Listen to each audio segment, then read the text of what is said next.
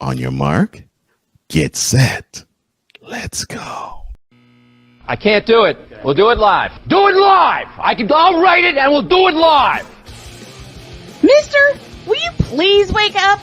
Montana looking, throwing in the end zone. Caught it! Dwight! Palmero over the head of Jenks. Uribe charges, throws, out! And the White Sox have won the World Series.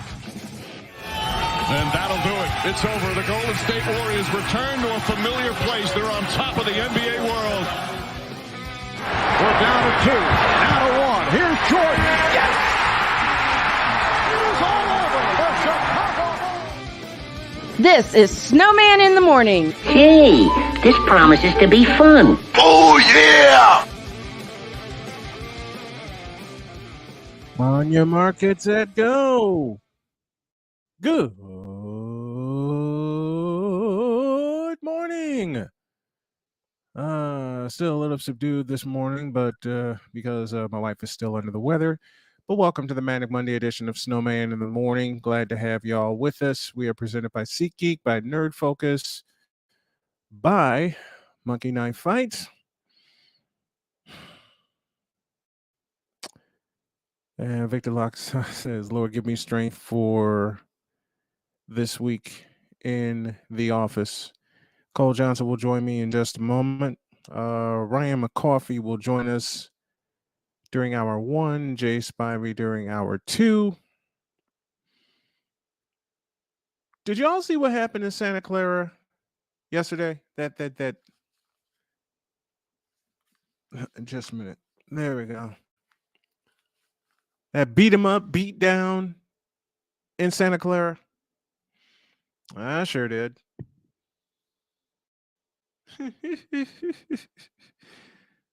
I'll save that for when we come back from the break. And how the hell did the Cowboys pull out that win yesterday? I made a YouTube short that basically explained it. Pure, unadulterated luck. Some people were not happy when I said that. Oh, well. Let's go to the whip around presented by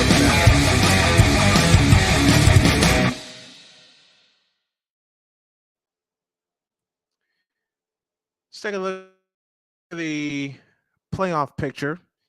The number 1 seeds, Philadelphia, followed by Minnesota, San Francisco, Tampa Bay, then Dallas at the number 5 seed. I hope they drop. Then the Washington Redskins and the New York Football Giants. And you got Seattle, Detroit competing for the final wild card slot.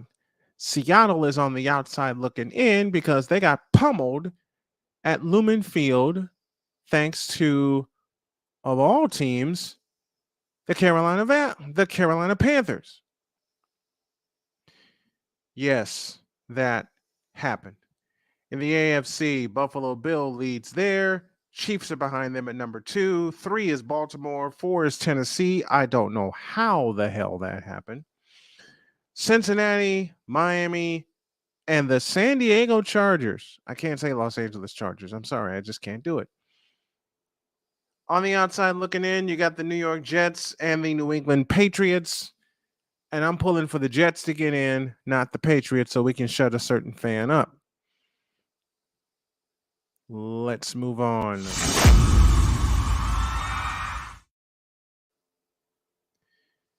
Tom Brady threw a tantrum yesterday while his team was getting thrown all over the field. How bad was it for Tom Brady?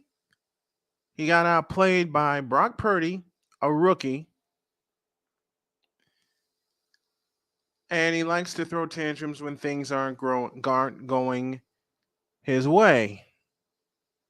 And then he threw 2 interceptions yesterday. Oops.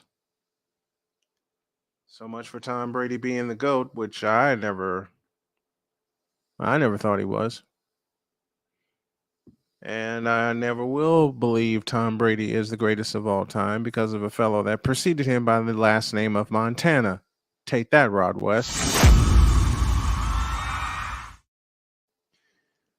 So Kyrie Irving and his dumbassery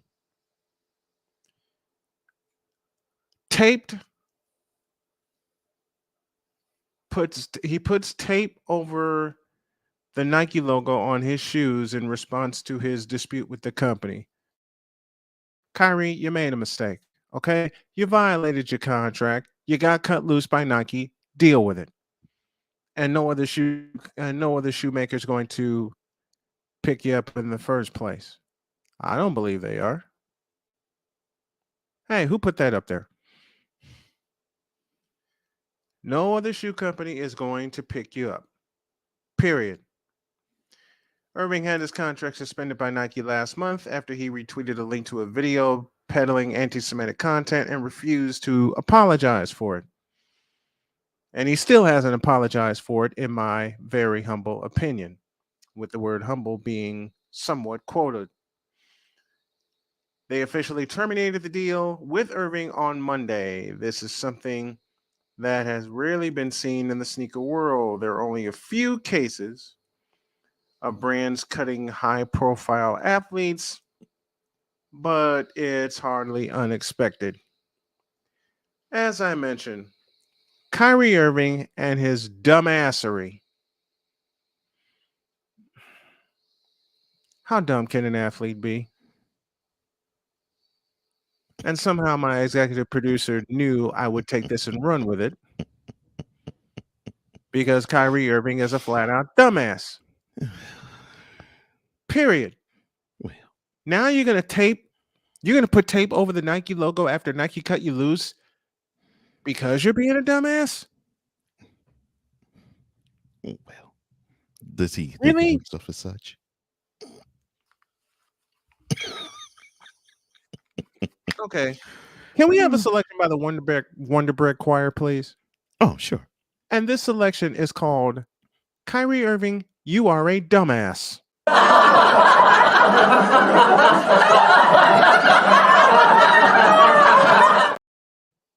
They sing so beautifully, don't you agree?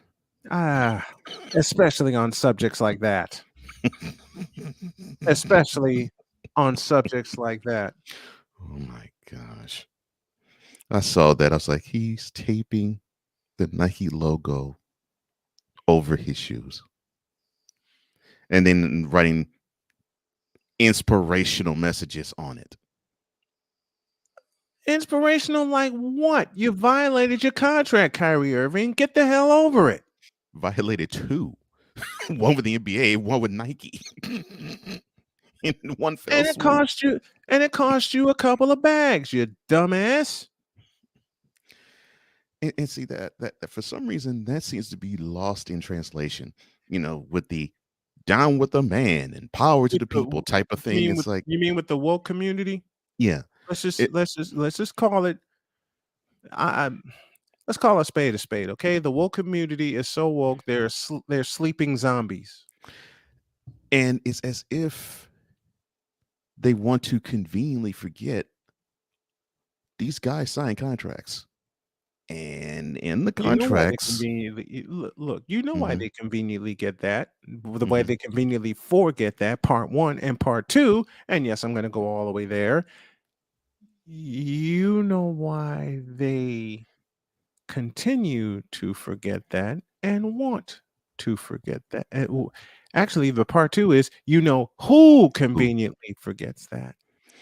well, I mean, but we're talking about a fan base who will say some ridiculous stuff like, I don't know, quote, now that Brittany Griner's home, what can we now do about Kaepernick? Close quote. Wonder Bear Choir, please. And the selection is get your head out of your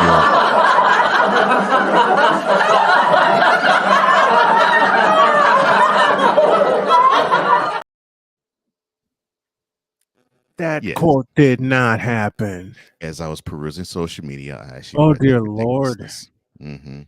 Yes. So of course, Would you repeat that quote again, oh please? sure, Please oh repeat sure. it for me. I want to be sure I heard every word correctly. Okay, it was quote. Now that Brittany Griner is home, can we now focus our attention toward Colin Kaepernick? Close quote.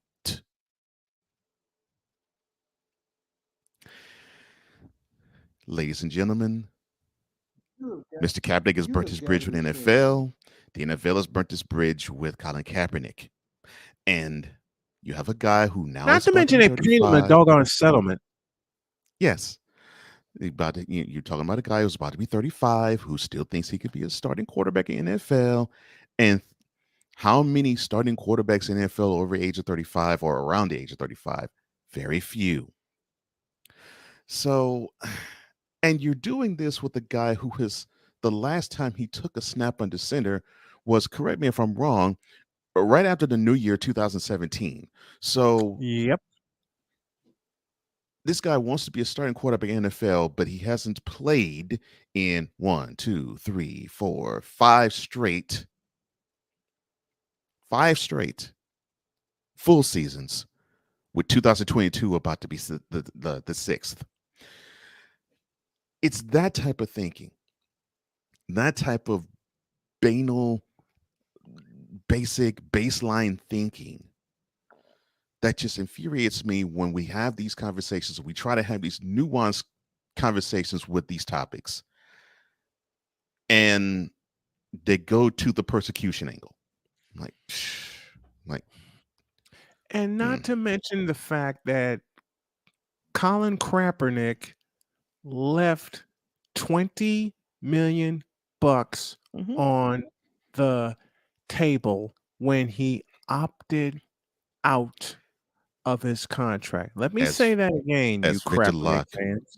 perfectly timed that statement. Please say it again. He opted out of his contract. Talk about dumbassery. And you're right, Victor. He thought he thought his value was worth a whole lot more than it was. I'm thinking people were in his ear saying, the 49ers are jipping you. You're worth more than this. Look at you. You're a national celebrity now, especially in Yeah. 2016. You're a national They're celebrity agreed. now. You know, Dumb fool. you are a commodity. People want to have you on their team.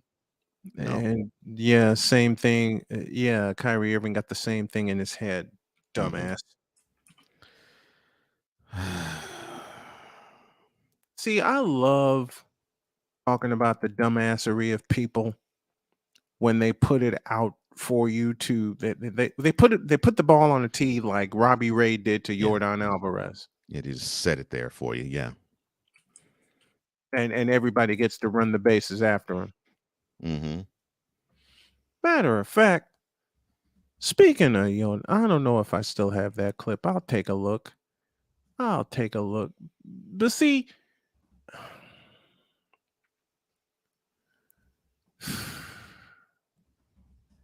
this is where people need to get a damn grip. People need to get a damn grip. Where are you at? See, this clip right here that I'm about to show you, and I'm gonna make my partner smile from here to Houston, Texas. Is when people put stuff on a tee and all we can do is swing at it. Robert Ford, if you please. The 0-1. And Alvarez belts it deep to right field. Houston, goodbye! Unbelievable! The Astros a walk-off win! Yordan Alvarez, a walk-off 3-run homer! And the Astros stun the Mariners in Game 1 of the Division Series! Incredible! The House of Horrors for the Seattle Mariners continues as they mob Alvarez by home plate. See, I'm glad both of our teams, yours, the Astros, who I follow religiously now, and mine, my beloved White Sox, had a chance to experience World Series wins. You guys have 2. We have 1. Mm-hmm.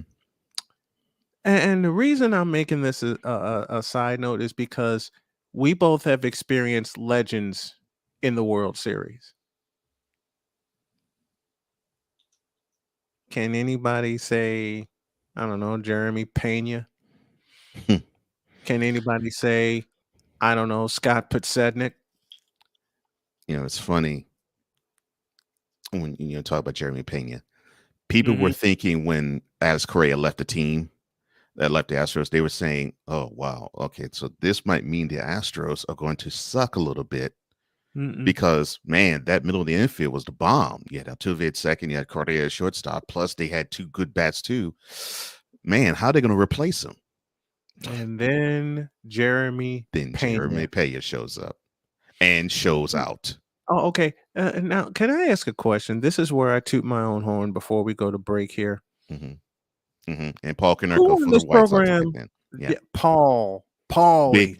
Big time clutch bat, both in the ALCS and the World Series. I'm sorry, go ahead, sir. Who on this program, when we previewed Major League Baseball, touted the Houston Astros as the team to beat? I think those 2 men would be you and me. Thank you. We were the only 2 guys. We were the only 2 men that had that much faith in the Houston Astros that not only did we say they would win the West, and they won that handily. They did. They'd run the table. And they did. In fact, they swept their way through the World Series. They swept their way to the World Series. So yeah. and I'm inclined to think that your team and mine, when we put some pieces back in place, will meet in the American League Championship Series. I think the arms can remain healthy and they can get a couple of clutch bats in that lineup. I think the White Sox will be able to challenge. Yeah, definitely. Because when they won the division in 2021, and I want to thank my buddy John Zaglua back in my hometown for this, they bought themselves 7 years. They bought themselves 7 years with the core that they have and a minor league system that rivals the Astros and is out of this world. I will say this from now until I am dead. One of the lifebloods of a team that can contend in baseball is pitching. If you have that, you can go pretty far. Okay, and how did the Astros clinch Game 6 in the World Series? They clinched it with them arms. And how did the White Sox clinch in 2005? They clinched it with pitching. All throughout, starting because they had starters that in the ALCS let the bullpen have the whole series 4 off. days. They had 4 days off. If I'm not mistaken, they only pitched 2/3 of an inning. 2/3 of an inning, and both of those belonged to Bobby Jenks. No, check that. Neil Kotz. Bobby Jenks didn't see the mound in the ALCS. Neil Kotz pitched the final 2/3 of an inning in Game 1, which the Angels barely won. Yeah.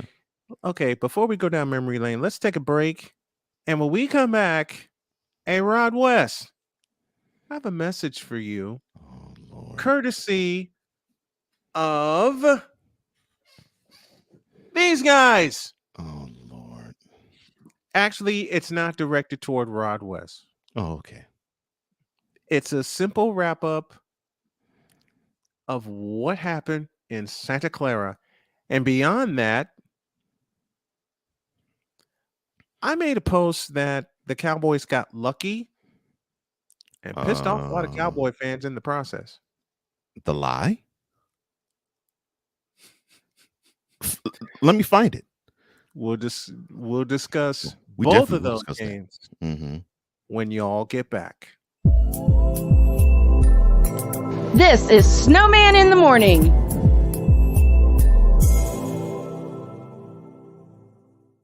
SeatGeek is the ticketing app for fans like Boomstick Lady. No free throw is safe from the roar of her sticks. SeatGeek helps her find a seat in the direct eye line of the shooter so she can sit where her boomsticks make the biggest boom. Everybody okay? SeatGeek handles the tickets to sports, concerts, and more, so fans can fan.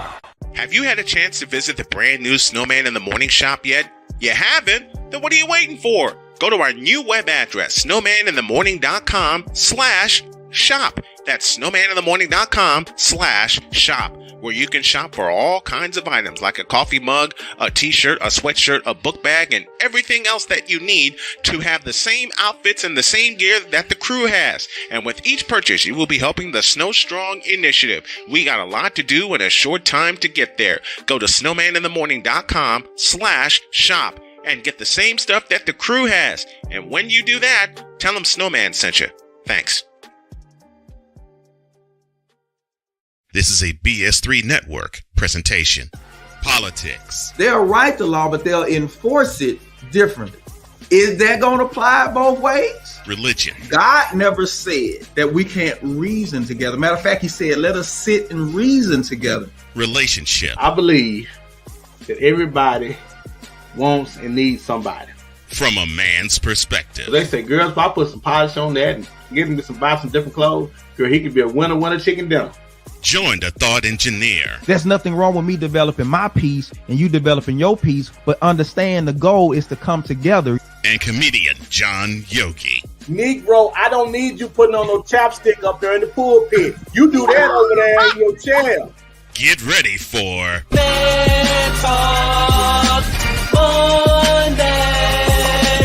Live every Monday at 7 p.m. Central.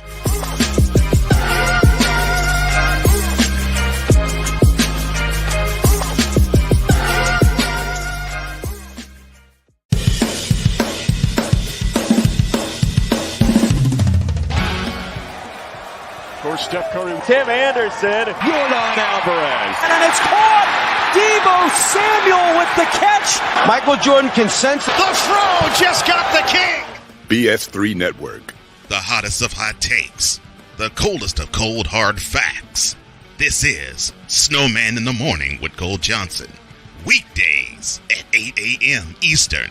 Check your local listings for your viewing and listening pleasure.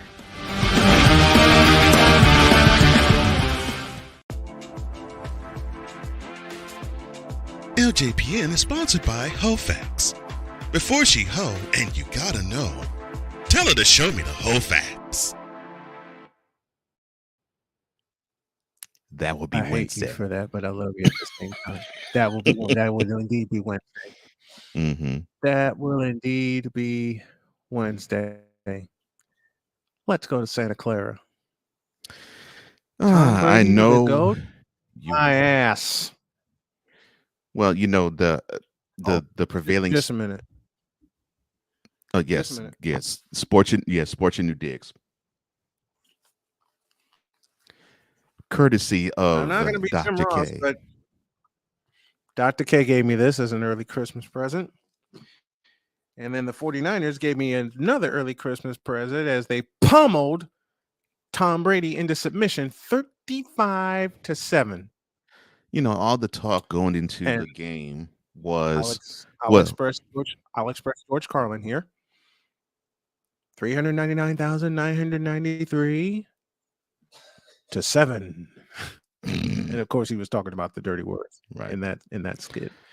The talk going into the game was, well, Brady has never lost to a quarterback who had started his first ever NFL game, or rookie started his first NFL game.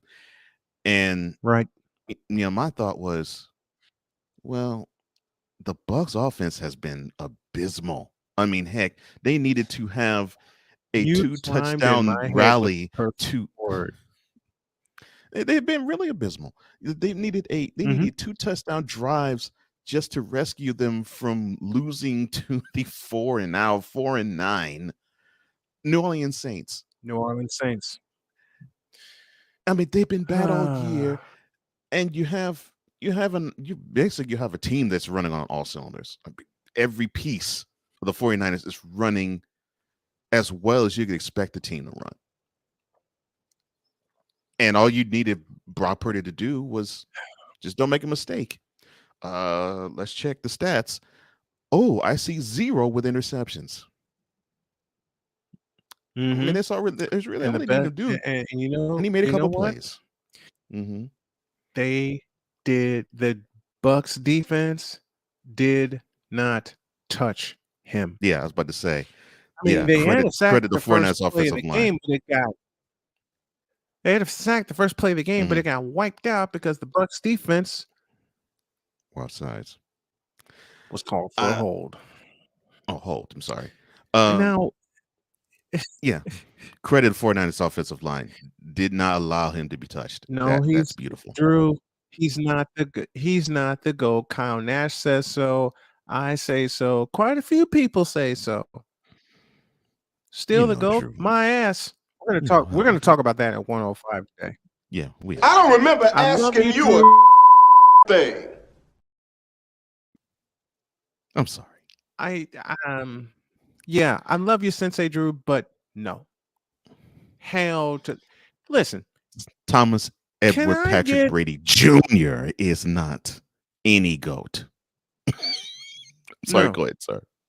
Go ahead. Sir. He played like one yesterday when he got beat up. But I will mention a cool thing that Brady did. He did sign the ball that Dre Greenlaw tipped and intercepted. Give you kudos for that. But Tom Brady looked off all day. He's, for the exception of maybe Okay. a few snaps this whole year, he's looked off. I mean, a few drives, he has looked off all year long. I mean, in the second quarter, after we unfortunately lost Deebo Samuel to what is now an ankle sprain and not a knee injury as originally feared, they went hurry up.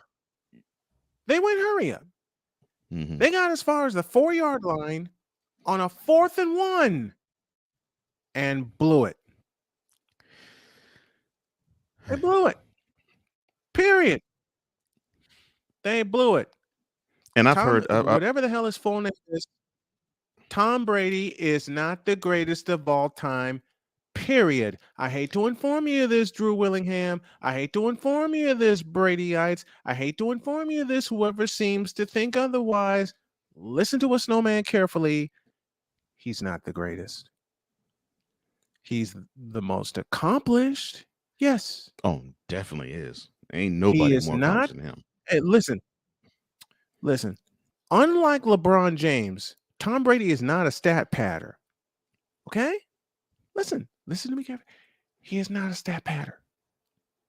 All right? He actually plays for the competition and for the love of the game.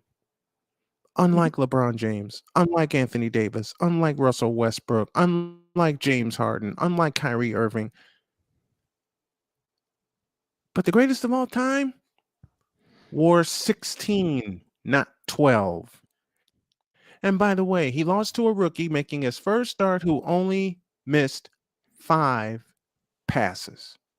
Yeah, he had a wonderful game today. He had a wonderful game yesterday. Oh, and Kyle Shanahan trusted him to sling it implicitly. Yeah. And he threw 2. He trusted. Listen, with a rookie, you don't show the kind of trust in a rookie making his first start against Tom Brady. You don't trust a rookie to sling it the way Kyle Shanahan trusted Brock Purdy to sling it the way he slung it yesterday. That touchdown pass to McCaffrey. Yeah, I was about to say. The one Ayuk was nice.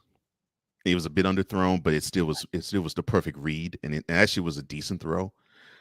The throw to McCaffrey was absolutely gorgeous. I was like, oh wow, and that was well done. That was well done. Yeah, I'm sorry, Drew. I'm sorry, Mr. West. And I don't mean Kanye. Tom Brady, the greatest At least of all Rod is time. not Kanye. Yes, thank God. Tom Brady, the greatest of all time.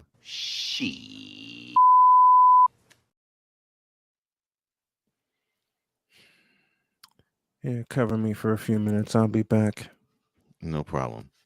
Drew says he's 45 and still in the league. That avocado ice cream made him what he is today. GOAT.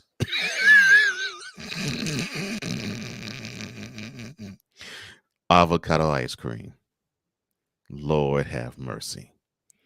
Yes, I know he's 45, and actually there was a story that came out, I think, sometime late last week, in going into the weekend. I think it was Thursday, Friday, where they said that he's possibly considering playing next year. And I'm thinking, man, the way the team is looking, man, either you're going to have to you're going to have to commit wholeheartedly to the team, or you're going to see the same, if not worse, performance from your whole squad with you leading it than next year than this year. So he has a lot to do. Victor says, "What about them Motor City Big Cats?" Look, we're going to big them up in the second hour because we got to talk about them. We definitely got to talk about them. Drew says Joe Flacco could do what Purdue is doing right now. Lord, Purdy, and he barely could do it, as we saw in yesterday's game against the Bills. Sick morning to you, sir. He says his mind is still clouded with his home life. Drew, Brady is 45 and too stubborn to hang it up for good. He doesn't know how and when to walk away like so many NFL alumni don't. Yeah, true. And Deet says the Bucks should have left Todd Bowles in Santa Clara. That's who lost the game yesterday, not Brady. Brady also contributed to that L too. I mean, it's just the truth. He contributed to that L. Victor says, I agree a win is a win, but you can't keep looking ahead. Play the team in front of you. The Cowboys did get lucky, but the Cowboys won. That's all that matters to me. We will talk about them a little later because I got some choice words to say about them. Okay, what is this ridiculousness that Tom Brady greater than LeBron? Neither one of them are good. Well, Brady is. LeBron sucks. Well, I won't really Okay, argue. I give you. I really won't argue all that hard about Brady being better than LeBron.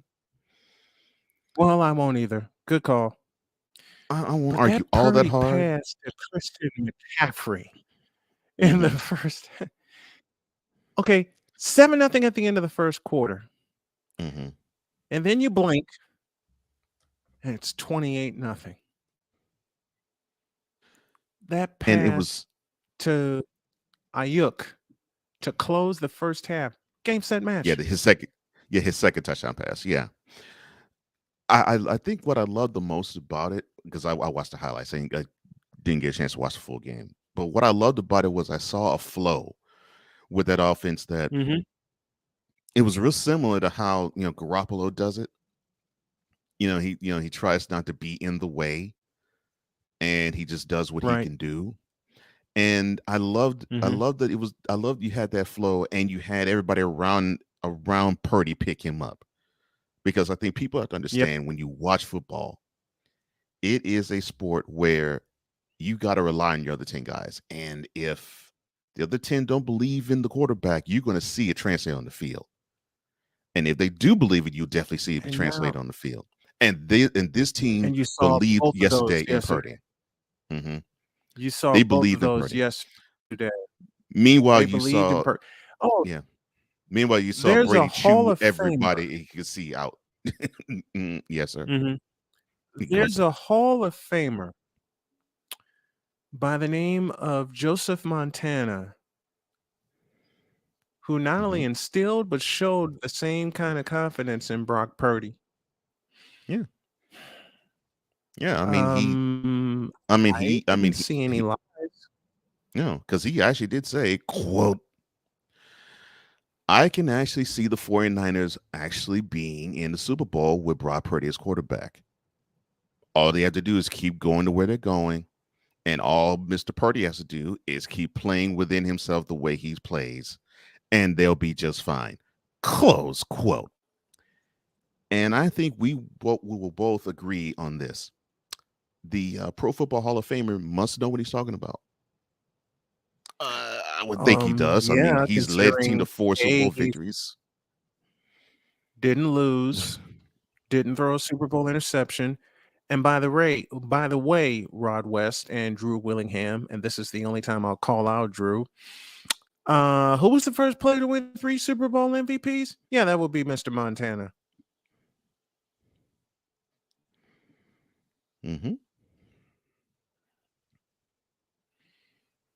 that would be Mr. Montana.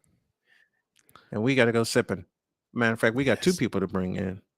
Mm-hmm. Okay, well, I'll do this. I'll do this right away. All right, ladies and gentlemen, coming up on the stage. Normally he joins us Tuesday, but he's joining us today because he has some choice words, I think, and choice thoughts.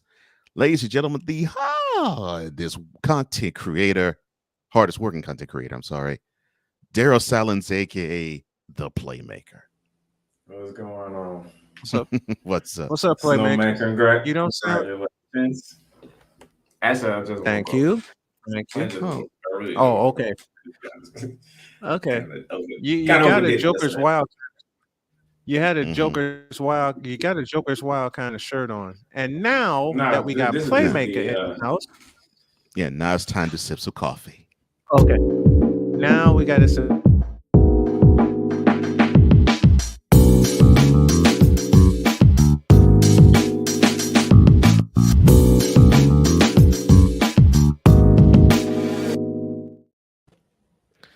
This you got to get me. You got to get me that music. He's in a good mood. He's in a I'll very play good that. mood. I will play that.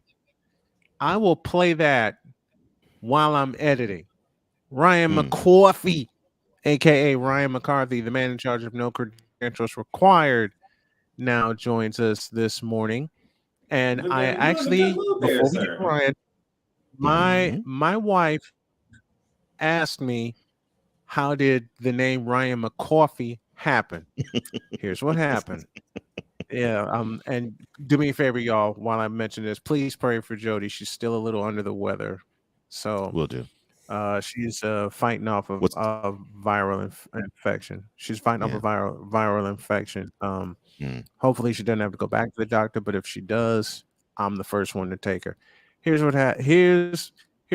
I was flying solo one morning, and Ryan McCarthy sent a comment into the chat, and I had a cup of coffee next to me.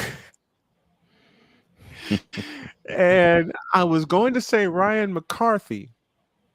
And just before I took a sip, I said Ryan McCoffey. And I put it in that New York accent. And that's when it started. That's when it started. Hence the legend known as Ryan McCoffey. McCoffey. Not McCoffey. McCoffey. Gotta say it like a Jersey. Gotta say it like you're in Jersey. McCoffey. McCoffey. Yes. Well, Ryan before McCoffey. and before I continue, Underrated Darkness, morning to you, my man. Appreciate Good morning, you joining Underrated us. Darkness. Let me greet some people. Let me greet Fit Down Sports, Victor Locke, Underrated Darkness, Smitty 753. Thanks to all y'all. Sick Diggy joining us from Norway. Greetings to everybody. All right, Mr. McCoffey. We know what the brew is. What's on the brain? Oh, actually, the brew. I switched it up for the brew. I've got Invader Coffee Cookie Crumble, which is like a snickerdoodle type. It's a holiday blend, which is really nice. Okay. Yeah, good stuff. All right. Yeah. All right. Well, looks all right, like McCarthy. looks like we were right. Y'all in dire straits right about now. Looks like we were right. This race is getting even tighter now. It looks like we were right because we all said, yeah, the Bills will win yesterday, but the Jets will cover. They did. Yeah, that was an ugly game. But the game was ugly. I was about to say, but the game was absolutely ugly. UGLY. It's got no alibi. 7-0. It was 7-0 at the half. 7-0. First 5 possessions were punts for each team. Mm-hmm. When's the last time you saw that in an NFL game? Yeah. But that doesn't tell you how the game went. Yeah. But to Playmaker's point, the Jets now are no longer the 7th seed. Now that is the Chargers in the AFC, I mean, for the playoffs, if the season were to end today. Right now, that would be the Chargers. And if the Patriots were to beat the Cardinals tonight, it would be the Patriots in the 7th seed. I'd like to hear from fellow Fox sports analysts who want to do a diss track about Justin Herbert. How you feel now? I kind of want to see how Belichick handles Kyler Murray. What he's got planned for Kyler Murray. That will be an interesting matchup. I want to see. There's a stat. I never picked that game Friday. I never had a chance to pick that game Friday because of my connections here, my internet connections here in the office. I don't want either team to win. I really don't care about that game. You're going grumpy. You're going grumpy, Cat. I hope both teams lose. He always do that. He always do that. He always take. No, I don't. No, I don't. No, I watched the replay this morning. I only do it when necessary. Well, I watched the Jets Bills replay this morning, and there was a lot of missed opportunities. Oh gosh, yeah. You don't win football games with safeties. You don't win football games with field goals, especially when it's a 4th and 1 and you're driving, and you don't win football games by leaving the ball on the ground or leaving points. Michael Carter, I'm looking at you, dude. And you don't win football games when you don't protect your quarterback. Can't do it. No. And I'm praying Mike White doesn't have any broken ribs this morning. I'm praying he doesn't, because the one aspect about the Bills I thought that people could actually, I won't say exploit, but actually take advantage of is the absence of Von Miller. But that game I saw yesterday didn't matter. Gosh, man, that Bills defensive front just made the Jets offensive line look like mincemeat. Yeah. That Bills defensive front is loaded. Yeah, they are. And that Jets offensive line has been rotational. They don't have that's the one position group that has not been consistent this year is the offensive line because everybody's been hurt at some point during the year. Mm-hmm. They don't have a set 6, 7, or 8 guys. They don't have consistent. Yeah, they don't have consistent five guys starting and maybe 2 or 3 in the rotation. Mm-hmm. It's patchwork. It's patchwork again. We're back to having a patchwork offensive line. Now I gotta give credit where credit's due with the defense. The defensive side, they played the Bills. If other teams can look at that game and see how the Jets played against Josh Allen and made his life miserable for it made him uncomfortable. Mm-hmm. That's what you need to do to beat Josh Allen. You need to make him uncomfortable. Yeah, he can run it. He can run on you. Great. Mm-hmm. And that's the one thing. Mm-hmm. And that's the Bills' running game right there. Their running game is Josh Allen. Yeah. And that's unfortunate. They don't have a bell count running back. They don't have a bell count running back. And that to me is the Bills' downfall. And they had the chance to get Christian McCaffrey on the cheap. And I was hoping they would have gotten Christian McCaffrey, but I don't know what happens if they won't have enough draft capital or their cap situations kind of hinky. That guy up there shouldn't even be smart. He didn't even want Christian McCaffrey. Yeah. You owe John Lynch a very thank you for that. Listen, I knew there were rumors swirling around that McCaffrey could end up in San Francisco, and I immediately thought that would be a perfect fit. But I knew the Rams wanted him. I knew the Buffalo Bills wanted him. You never came in here and said that would be a perfect fit. You said why? You said no. You did not want Christian McCaffrey. No, the Rams needed him. I don't think the Rams wanted him. There we go. The Rams needed him. I don't know if they wanted him. Yeah, we tried to give them. They didn't want Carolina. They want Cam Akers in return. Mm-hmm. Well, duh. They didn't have any more draft picks. They didn't have more draft picks to give up too. The Rams don't have a first round pick till 2024. We gave them the same thing San Fran did. Only San Fran added a 4th round pick to theirs, and we had a Cam Akers. Mm-hmm. They took the draft pick from 49ers instead. Although I will say, Carolina, the last 3 weeks, man, guys, that run game that what Steve Wilkes has going, that run game is. We need to put that whole division. We need to put that whole division on the hot seat. Because how the hell is Carolina out of all teams? And we will talk them in our division. Yeah, Brian's that's our 2 when Jay. That's our 2 when Jay gets here. No, that's our 2 when Jay gets here. What's actually funny is that my second chair, Dustin, predicted the Panthers would be a wild card. But they're wild card. Well, they won't be a wild card, but if they win that NFC South division, and again, who wants to win the NFC South? Yeah, they will host. They will host the Cowboys. They will host. They will host the. Yeah, They will host host Cowboys. the I don't. Cowboys. Yeah, I don't see any other team that's going to be the 5 seed in the NFC. So yeah, they're gonna host the Cowboys. That is ridiculous. But anyway, back to And I just love chaos. That's why I love chaos. Mr. McCarthy. Actually, your last three games are not back easy.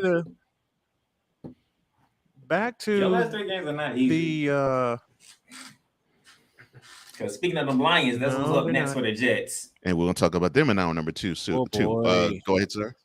So you got the Jets next. Then you take the trip to Pacific Northwest, and then you finish off with the Dolphins in South Beach. Mm-hmm. That's not an easy way to end the season. I have a request of Mr. McCarthy. Please beat the hell out of the Seahawks. Please. I never thought I would ask this, but beat them into submission. By the way, Carolina did you a favor yesterday. If Mike White is healthy by the, they will be all right. They'll be all right.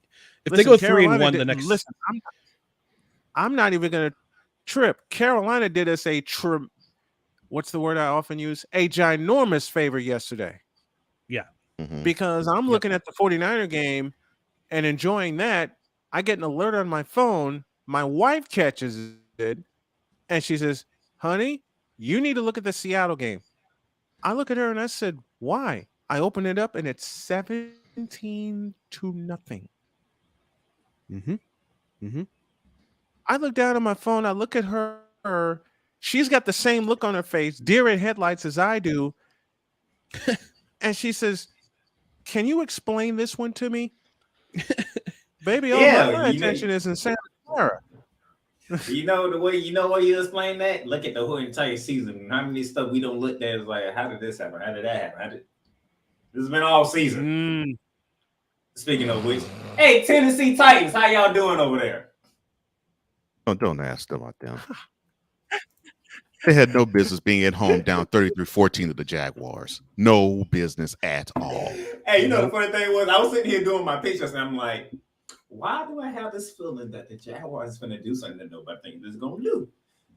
And the funny thing was, I'm thinking the Jaguars. But the funny thing was, Derrick Henry had 100 yards rushing in the first half. He had 2 yards. He had 2 yards total. And got shut out, almost shut out. He had 2 fumbles. When the last time you heard Derrick Henry, matter of fact, losing a fumble, let alone 2? Well, he botched a snap. That was the first one. But yes, off of a reception, and that really was the turning point of the game. It was a good pop that he received, and and that was it. The Jaguars just ran with it after that. Of course, I can easily say that they saving him for Thursday, which probably ain't gonna make a difference after what San Fran did to goddamn Tampa Bay. It's not gonna. The biggest favor that Carolina did for us was put us in a position to clinch the West Division, because essentially the 49ers have a 3-game lead over Seattle, 2 in the standings and 1 within the division. If they win and it's going to be a tough game Thursday night. If they win Thursday night, division title. Not if y'all play the same game plan y'all just played, because Gino looked at Gino. Ain't nobody talking about Gino Wednesday. After that game yesterday. Nope. Gino looked awful. Gino looked awful. And I already got my request. Gino's back to be what he was. It's like this is the Geno Smith we know and love as a New York Jets. Gino is who we thought he was. Thank you, Dennis Green. Thank you, Dennis Green. But nevertheless, Mr. McCarthy, the Lions are coming to you next. That is not going to be an easy game. They are riding high right about now. No, I know. No, that game last week scared me because I know the momentum that it's really easy to see what firing one defensive coach can do. They fired their secondary coach and they've been playing lights out ever since. So it's a little bit frightening, but I think this Jets team can pull it out, can pull out the victory. If Mike White's healthy, he gives him the best chance to win. Joe Flacco does not because he's got stone feet. If they don't put the ball on the ground and they get to Jared Goff a lot, and Quinn Williams is supposed to be back in the lineup. He had a calf injury. He didn't play the rest of the game, but even still, the Jets defense still held up pretty well. But I think it's a winnable game. It scares me a lot, but I think I think this game against Detroit's a winnable game. And I called Detroit beating Kirk Cousins in Minnesota. So did I. I called that. Me too. It wasn't Detroit. I had them winning. They should have beat them in Minnesota too. But yeah, I did too. Minnesota was in that game. Yeah, they were, and it's like we talked about. Listen, it's like we talked about on Friday, Cole, when we were doing our picks. The sentence that was uttered, Minnesota, quote, should, close quote, beat Detroit. And we all sat here and thought, hell no, that's not going to happen. No. It should, but more than likely everybody was like Detroit's winning. I'm like, well, damn. Yeah, this is a much different team than we saw. Minnesota's a 10-win team. The way Dan Campbell has them, and as I said, we was going to talk a little more about them in our number 2. Yeah, they are different. The Vikings, they are paper champions. Of course, they're going to go on and win the NFC North, but they are paper champions. And I said this to Vikings fan who tried to run me down a couple weeks back because he mistakenly thought I was a Cowboys fan because he kept wanting to say to me after the 40-3 butt whipping they took to the Cowboys. He kept wanting to say to me, "Well, Cousins is better than Dak because Cousins has less losses than Dak." I was like, I don't give a crap. No. Your team sucks from the standpoint the Vikings and the Cowboys are similar. If you take away the running game, they're done. I said to him, your team sucks from the standpoint of, yeah, they can win, but look at all the games they played. They had to eke out a victory against the Saints. They had to eke out a victory against the Lions at home. They had to eke out a victory against Buffalo. And if it wasn't for the fact they botched a snap at their own 1, you would have lost that game. We're dealing with those types of games that the Vikings have won besides the opener. Point to a game where I could say, wow, the Vikings really are a team that we should be scared of. They are not get off yesterday. They are the epitome. They are the epitome of it's better to be lucky than good.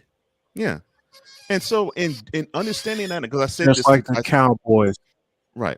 And so I said this to Vikings fan. I said, okay, point to a game other than the opener against the Packers at home, where you actually could say they had a game like the 24-7 L they took at Philly and the 40-3 L they took at home to the Cowboys. Point to one of those games, please.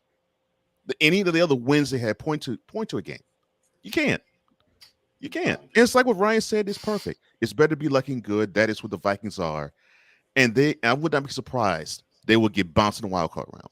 I would not be surprised. And they shouldn't have won that wild card game in New Orleans 3 years ago. The only other game they should not have won that. Would be Thanksgiving night when they played the Patriots. I actually watched that full game. They was actually the offense was really good. The defense, though, they sort of let the foot off the gas. And that's the issue I have with them. That's what they did against the Jets too. And they almost got and they did the same. Thank you, Ryan. Perfect. And they did the exact same thing to the Jets. The offense was in control for much of that game. Then they took the foot off the pedal. The defense did the same, and the Jets came feverishly storming back. And they needed to have a goal line stand for them to win that game. That is the type of stuff I keep talking about with Vikings fan. Yeah. That's the type of stuff I keep talking with Vikings fan, but it just goes over their head because all they see is 10-3. I'm like, one of the biggest Viking fan I know is their play-by-play guy, Paul Allen, but at least he tells it like it is with his team. And I have another Vikings fan who's similar. He's similar to Paul Allen. He tells it like it is too. I have a question. Be realistic. I have a question for all three, y'all. Shoot, sir. Let me answer these in the chat. They were third on my list last week. That will change when I reveal my rankings tomorrow. That will definitely change. I will say this about being a fan, be a fan, not a fanatic. Fanatic. Be a fan. Be realistic about Yeah, your team. listen up, Rob. Thank you. West. For so many years, for the last decade, between the Jets and my New Jersey Devils, my hockey team, they were both awful. But now I'm starting to compare Tom Fitzgerald, GM of the Devils, to Joe Douglas. Is that he's fleecing teams, he's getting extra draft capital, and he's playing it smart when it comes to the salary cap. Like those guys compare and contrast with each other so well. Because you sound like I am when I talk about the Rockets and the Texans.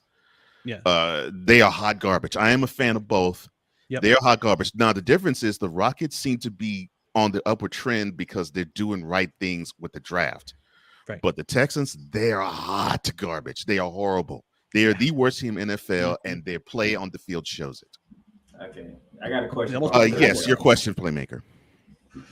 If the Jets go 2-1, will that be enough to get them in? 2-1? No. No. You mean 3-1? No. That still wouldn't be enough. It won't be enough. No, they would need a lot of help. They would have to run. They would have to run the table.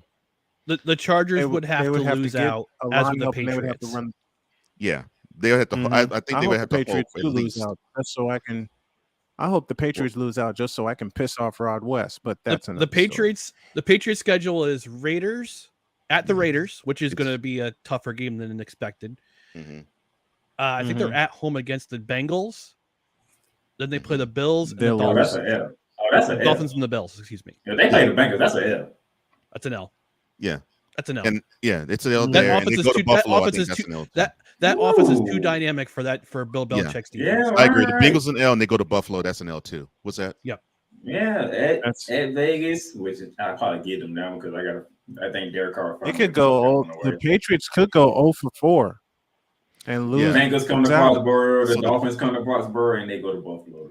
Yeah, so the Patriots, I don't think would be the big threat. That is if the Jets actually do what they do. The big threat is the Chargers for them.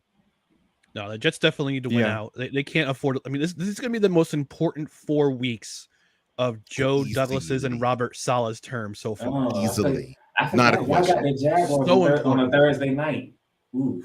They have the Jaguars on a Thursday night. That's a winnable game, though. Yeah, it's winnable for them. I think last year. Depends on what Jaguar team show up. That's why I say it's winnable. Again, exactly, because slam dunk. Yeah, it's not a slam dunk, but it's a winnable game. And the game at Seattle is a winnable game. That's going to be the no credentials required derby with my team, the Jets. And Dustin's a Seahawks fan. Oh, okay. I want y'all to beat the. Well, I may tune into that because I want y'all to beat the brakes off of Seattle. I want y'all to beat the brakes off of Seattle. I hope they do too. All right, we're headed toward hour 2. Ryan McCoffey joins us. Yeah. Then they're at Miami. Ryan McCoffey joins us at the bottom of hour 1 each and every Monday. Thank you, sir. It's always a so pleasure, very, man. very much. We love you. Check it. Don't forget, no credentials required this week. 7 p.m. tomorrow night. There will be no credentials required. 7 p.m. 7 p.m. tomorrow night on the YouTube channel. Thank you, Ryan. Thanks, fellas. Thank you, Jared.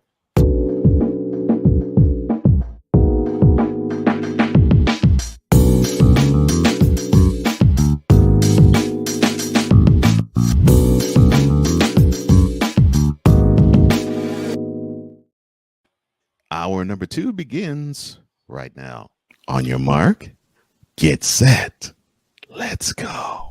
'Cause we take this job so serious. All of it between 2 people and 4 nostrils. All of it was gone. LeBron James is pure, unadulterated trash as a basketball player and has been for 20 years. We don't want to see that. Wait a minute. We don't want to see bro. Number 420. Wise El Jefe. Number 420. Had to do it. Oh, man, I thought I missed it. What in the all types of blue hell? This is Snowman in the Morning with Cole Johnson. It is indeed hour 2 of Snowman in the Morning with Cole Johnson and the playmaker down below. And we gotta send out a birthday wish today. Okay. Well, send out your wish. I have a request. I have 2 requests to fulfill after that, and then we can continue with the show. But yes, your birthday wish, sir. Birthday wish. Well, there's a fellow who has been very influential to me in terms of being an MC. And I'll just play the full introduction because it's this guy. Here it comes! Television's most exciting hour of fantastic prizes. The fabulous 60-minute prize It's the is guy right. who hosted this show for Rhonda 35 years. J. Rouse. Come on down. Jerry Huckstetler. Come on down.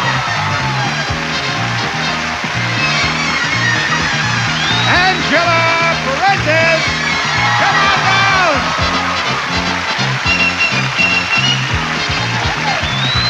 And Helen Campbell. Come on down. You are the first 4 contestants on The Price is Right. And now, here is the star of The Price is Right, Bob Barker.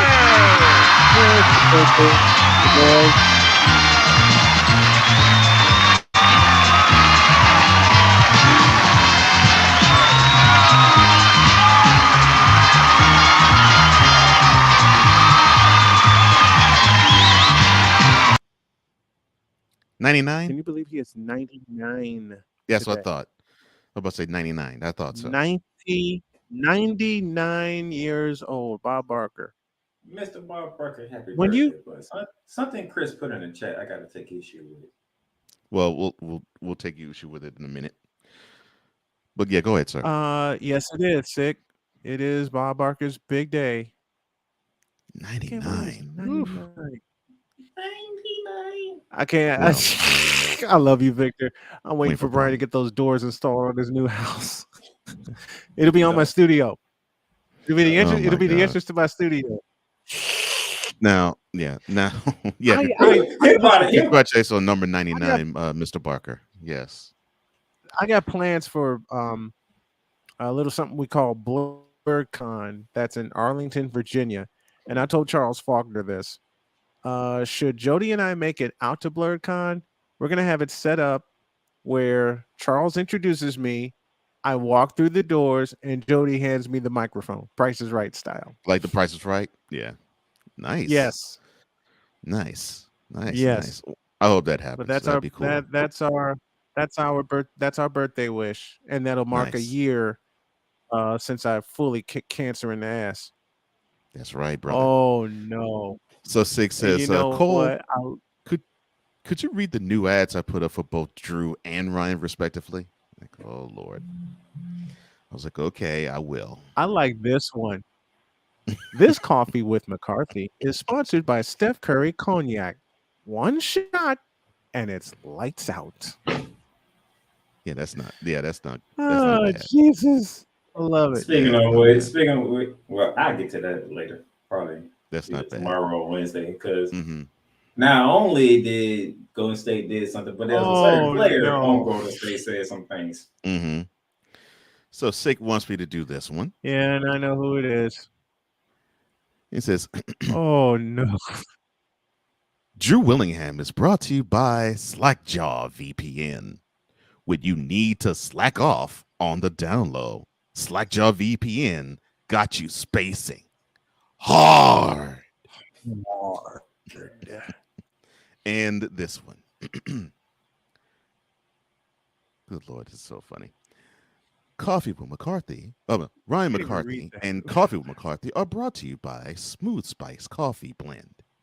For a smooth and spicy kick to your mug. Spice, baby. Not the spice. Not the spice, baby. At the end of it. Oh no. Ryan McCarthy. Every kid in the 80s when they had a sick day and was given a copious amount of Campbell's chicken soup, Sprite, and The Price is Right. Yes, sir. Mm-hmm. My wife showed me that in a Facebook post. She showed me that in a Facebook post. Mm-hmm. You're right about that, Ryan. And I was no exception. You're Because right about that. every time I got sick and I was home Yeah. before 10 a.m. Central Time, 99 sick. Mm-hmm. I was on Yeah. after that. Mm-hmm. Granted, I would only see like the first 2 pricing games before I'd zonk out. But hey, All right, Mr. Johnson, what you got? Yes, I got the reads out the way. What's up, Playmaker? Man, go back to what that comic Chris put. D's comment? Okay. Yeah. This one? So we can understand the Broncos. I can understand the Colts. I can understand the Chargers. Well, hell, all of us can understand the Chargers. Mm-hmm. Mike Vrabel. You talking about a coach who hasn't got the Titans the number 1 seed a couple of times, got them to the playoffs ever since he became the coach, and we're gonna fire him because Tennessee. In matter of fact, Tennessee's still gonna be in the playoffs. They're gonna win the AFC South. Yeah, they'll be the 4th seed this year. And my Rams. Really, we just come off winning the Super Bowl. We have a season that's full of injuries. And that Cole and Brian can tell you because they looked at it. That's a long list of injuries we have. Yeah, I don't see McVay being fired after this year. In fact, I would actually say the game they played Thursday because they picked up Baker Mayfield. I won't say saved McVay's job, but I think it sort of lends credence to the Wunderkind label that McVay has. So yeah, I don't see that seat being hot at all, actually. And you talking about a guy who was there for like a cup of coffee. Yeah. Got there Tuesday. Got there Tuesday and was throwing and dropping dimes to receivers that he barely threw to on Thursday in a game. Yeah, McVay's seat, I don't think it's hot enough. I don't think so. I don't think he'll be gone after this year. We ain't finna fire a coach we just won the Super Bowl with. This is literally this actually gonna be the first year we haven't made the playoffs with Sean McVay as our coach. That's correct. This will be the first year they won't make it with Sean McVay as head coach. Yeah, Hackett gone. Yes, I agree. Vrabel, being that I live here, I'm not quite sure they want to get off of the Vrabel train just yet. And the reason why I say that is they actually got rid of the GM, I think, for that type of reason.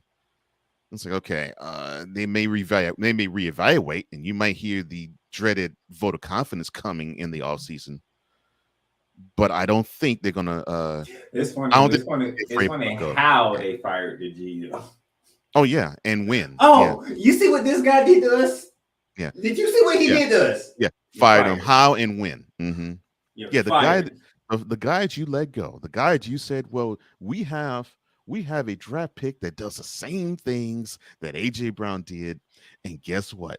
That draft pick did next to nothing in that game. Meanwhile, Brown caught a wide open touchdown pass on us.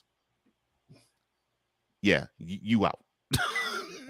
No, he need the rear where you fired. That's what he need. Mm-hmm. Staley, I would love to see him get fired. I don't think he will. No, I think he is. If the rumors that I have heard, and the reason, yeah, he might be out the door. And the reason he can make the playoffs and he can be out the door because Sean Payton is rumored to be looking to come to LA. And the reason why I really want him out the door, it's not that I hate the guy. It's just he puts his team in bad positions far too often, and he leaves points on the board far too often. Even in last night's game, he did. I'm like, geez, you got to go for the 4th down that much? Really? What point are you proving?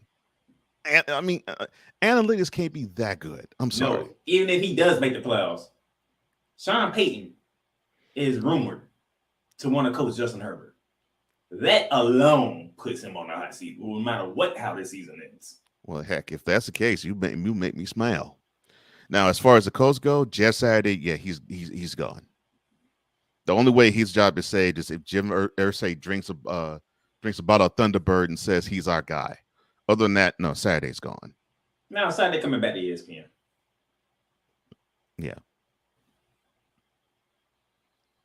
But you wanted to take umbrage with Dietz because of McVay. Like, no, not only that, the Tennessee, I'm like, you put two teams who normally make the playoffs and one team that would make the playoffs. I don't think them coaches getting fired. I think they're gonna be good. But Brandon Staley, on the other hand, you better pack your bag because Sean Payton coming. And if it's true, oh boy, I'm gonna tell you this: if Sean Payton do wind up with the Chargers, though, nobody want to see the Chargers. Yeah, hopefully the team will be run right. Dees basically believes that Staley's gone if they don't make the playoffs, and you believe that he'll be gone even if they do. Victor says Hackett and Pennywise, and for those who don't know, Pennywise is Mike McCarthy, the head coach of the Cowboys. Both need to go. I 100% agree with you on both accounts because both head coaches put their teams in bad positions far too often. Just look at the Cowboys game yesterday.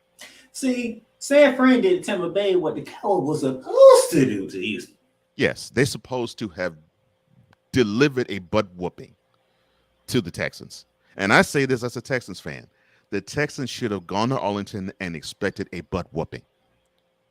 What they got was a team that played to the Texans level. And the Texans level is the worst team in the National Football League. The Cowboys should be ashamed of themselves. They should not have won that game 27-23. And I'm not saying they should have won the game. They should have lost it because they didn't compete. No. You play 60 minutes, a team that has 1 point more than their opponent, they deserve to win the game. What I'm saying is the Cowboys came off of a Sunday night performance the week before, beating a team that is better than the Texans 54-19 by putting 33 points up in the fourth quarter. You should beat a team like the Texans silly. And that's sad. It's sad. Oh, Lord. Victor says, I'm glad we had Brother Guest on today. I forgot about Brother Guest. No comment. Deet says all those moves made and all the hype, if they don't make the playoffs, it's a disaster. I was saying this about the hype people were saying about the Chargers. I was like, what do you all see in this team outside of Herbert and a pretty decent pass offense and Joey Bosa and Khalil Mack and a returning Derwin James on defense? I was like, what do you see in this team? Because Brandon Staley just simply nullifies just about all of it. And many were picking the Chargers to win AFC West. I'm like, I don't see it. I didn't see the Chiefs team get dismantled from the one that appeared in the AFC Championship and the one that's been in the AFC Championship game 4 years running. Tyreek Hill was taken out. You still had Travis Kelce. See, that's the thing. It was Tyreek Hill to everybody. It was Tyreek Hill. See, that's the thing. That's the thing to me. Yeah, Tyreek Hill was taken out, but Tyreek Hill, he takes tops off defenses. That's basically the role that he played with the Chiefs. If it was Travis Kelce, I would say that's a bigger blow because he moves chains and he could take tops off defenses if he wants to. And when I saw that, I was like, okay, now and I said this, what the Chiefs need to do to make sure that this is actually a move that won't hurt is try to find a few pieces that could help and complement what Tyreek Hill could do, because no one man really can do it, and they did. And then actually run the ball a little more, which they're starting to do too. And look at them now. They are tied at the top of the AFC. They're the number 2 seed right now this season when they end the day. And I'm like, the Chargers? I'm like, yes, Justin Herbert is that stud. But I'm like, what's the running game? Austin Eckler? Really? No. Mm-mm. I was like, they got stuff, wide receivers, Keenan Allen, Mike Williams. I understand that. But I'm like, Justin Herbert's going to be, forget the 4 downs. I was like, Justin Herbert is going to be, he's going to be getting hit and lit up a few times because the running game is very minimal. And am I lying, Mr. Playmaker? You got away with it yesterday, Brandon Staley, because you definitely didn't get Arthur the ball enough. Thank you. But you got away with it because you got that stud named Justin Herbert. And see, that's the thing. He's praying that, and I do really mean praying, that Brandon Staley is praying that Justin Herbert covers a multitude of things that the team can't do. But congrats that they won. I'm happy they won. They are now in the 7th seed if the season were to end the day in the AFC. You beat a Miami Dolphins team. And it could have beat them a little more handily if Staley were to manage the game better. You beat a Miami Dolphins team, and you lost both games in Kansas City Chiefs by a total of like what, 6 points? Yeah, 3 points in each game. Yeah, but you get your ass smacked by the Jaguars at home. Badly. You get beat by the damn Las Vegas Raiders, who can't keep a damn lead. They and the Raiders controlled the whole game. This is the problem with Brandon Staley. You lose the game that you're not supposed to lose. Mm-hmm. See, now I'm glad someone sees what I see. Because that's what I saw with the Chargers. I was like, yeah, they have all the makings of a playoff team, but they got a coach that will mess them up. Because with all that talent that's on the Chargers, do you think they should be 7-6 right now? No. But I felt in my heart that's what I was going to see with the Chargers. And what are they now? 7-6, and they fight for their playoff lives again, like they did last year. With 4 games to go, and you got the Tennessee Titans up next, and I'm pretty sure they're not going to be in a very proud mood after what happened yesterday. No, they want to prove that these last 2 games were flukes or last 2 games were aberrations. And I have seen, well, with you mentioned the Jaguars game, where if a team is willing to punch the Chargers in the mouth, they can do it. And the Titans want to punch teams in the mouth because if they don't, they're sunk.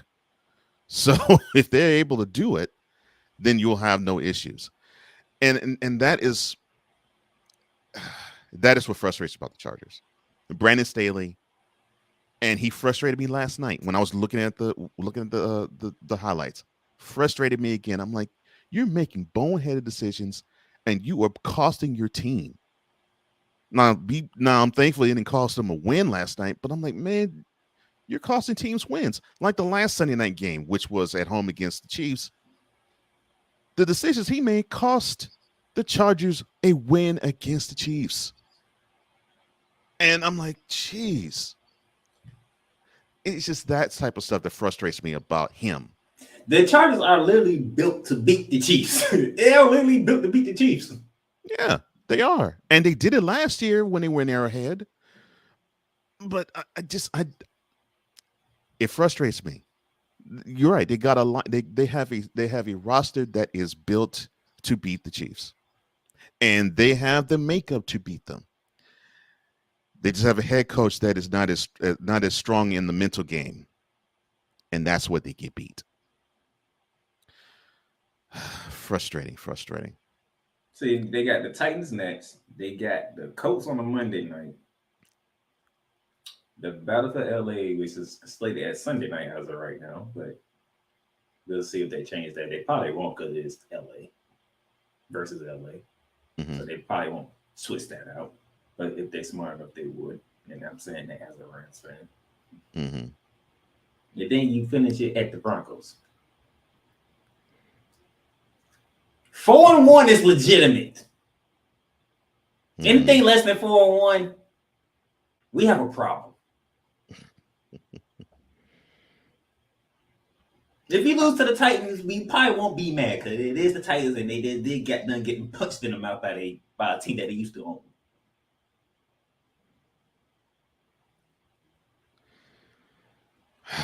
You can't lose to the Colts on Monday night. You cannot lose to the Colts on Monday night.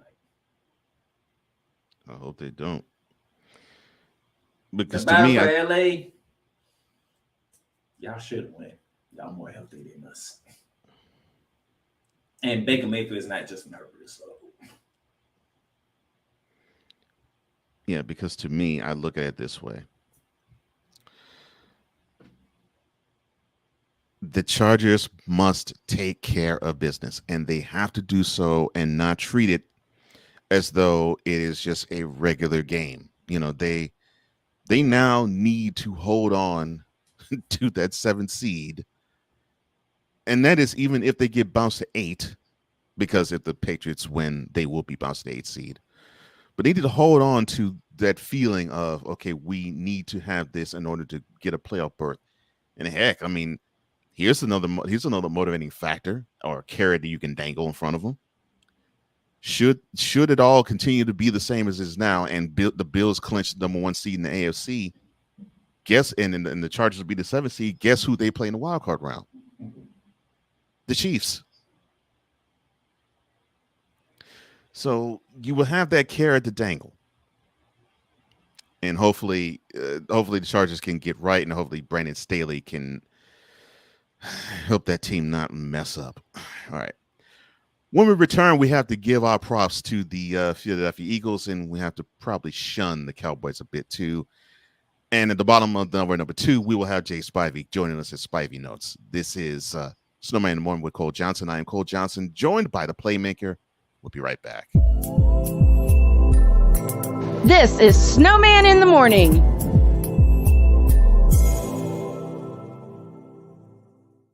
SeatGeek is the ticketing app for fans like Boomstick Lady. No free throw is safe from the roar of her sticks. SeatGeek helps her find a seat in the direct eye line of the shooter so she can sit where her boomsticks make the biggest boom.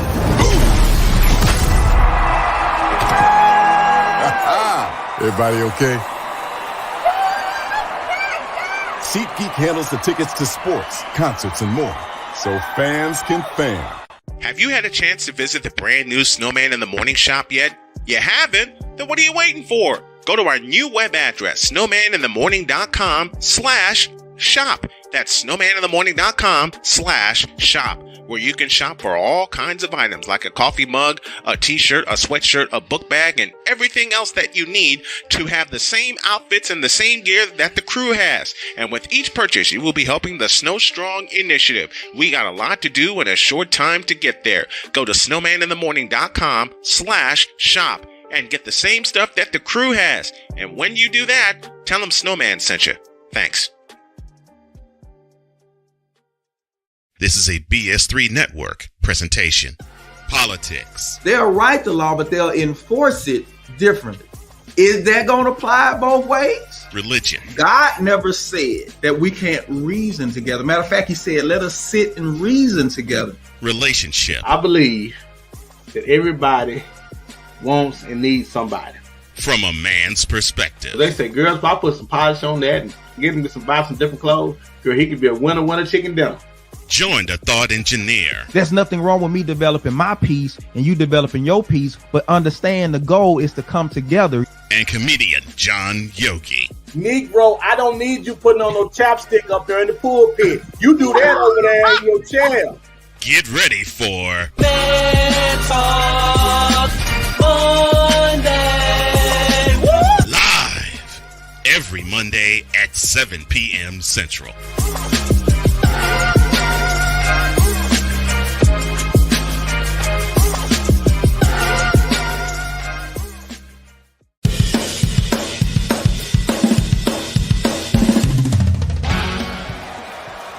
Steph Curry, Tim Anderson, Jordan Alvarez. And it's caught!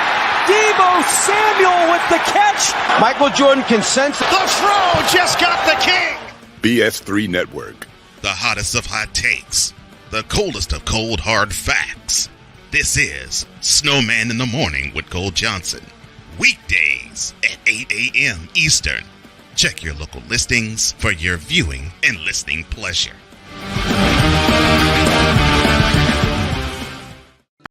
So I realized that I think, even though it's not advertised, right, there has to be a place for stupid people. We don't know because we're not stupid, so we don't know anything about it. It's like a secret club society. Oh my gosh. So I come to the conclusion that he graduated from SU, stupid university. Yeah, get all the stupid ass letters that go along with graduating high honors of being stupid. I can't do no more, man. Vámonos, dominos, vamonos. Stupid university, where everyone graduates magna cum stupid. And welcome back to Snowman in the Morning with Cole Johnson. I am Cole Johnson, joined by Daryl Salins, a.k.a. the Playmaker. And, let's talk a little NFC East before Jay Spivey joins us at the bottom of the hour. We talk Carolina Panthers. Tale of two teams. So you have the Philadelphia Eagles, who they now notched their record to 12-1 with that 48-22 thumping they gave the Giants in the Meadowlands. And then you have the Cowboys beating the Texans 27-23. They go to 10-3, and they're closer and closer to at least clinching the number 5 seed. Of course, their goal is to become the NFC East champs for the second straight year. But dare I say, do I dare have the blasphemy to say what I'm finna say? Yeah, I do. I'm putting the Cowboys on upset alert. Upset when? They come to Jacksonville Sunday. I'm putting the Cowboys on upset alert. Bitch, are you for real? Really? All right. So why are you putting the Cowboys on upset alert when they travel to Jacksonville? Cause y'all messing around, y'all play that same game that y'all played against Houston. Oh, the Minnesota that thrown gonna turn into points for Jacksonville. Unlike Houston. Trevor Lawrence is showing you why he was the number 1 pick. He has a coach in Doug Peterson, who actually won Super Bowl with the Philadelphia Eagles. That's right. Who knows how to get quarterbacks to play within themselves and not out of control. That defense is nothing to play with. Because this ain't the first time the Jaguars defense went on the road and smacked somebody in the mouth. They did it to the Chargers in LA. That's like the worst game Justin Herbert has played because they was all on him. You see what they did to Tennessee yesterday. Mm-hmm. The Jaguars can't compete with anybody. Yeah. Don't mess around and come to Jacksonville and think you finna walk all over them. And plus the Eagles is going to Chicago. So if the Eagles do what they do to Chicago like I think they're going to do, and somehow the Cowboys get upset, guess what? That game very next week ain't going to mean nothing because Philly will already wrapped up the damn division. Yeah, they would have clinched the division. Yeah.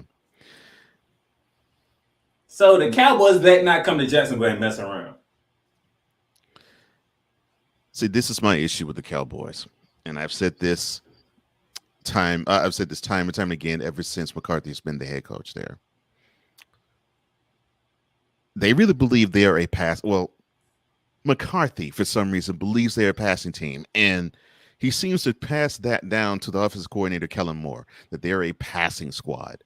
And because of that, they want to excite and wow and make the spectacular splash.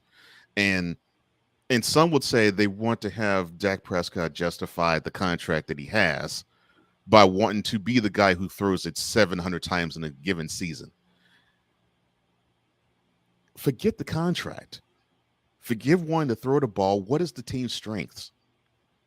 And the last time I checked, that offensive line and the running backs that you have and the quarterback that you have are better suited when you have them run the ball. It's just that plain, pure, and simple. All you have to do is run the football and be balanced. I'm not saying you have to run all the time, but be Not really. balanced.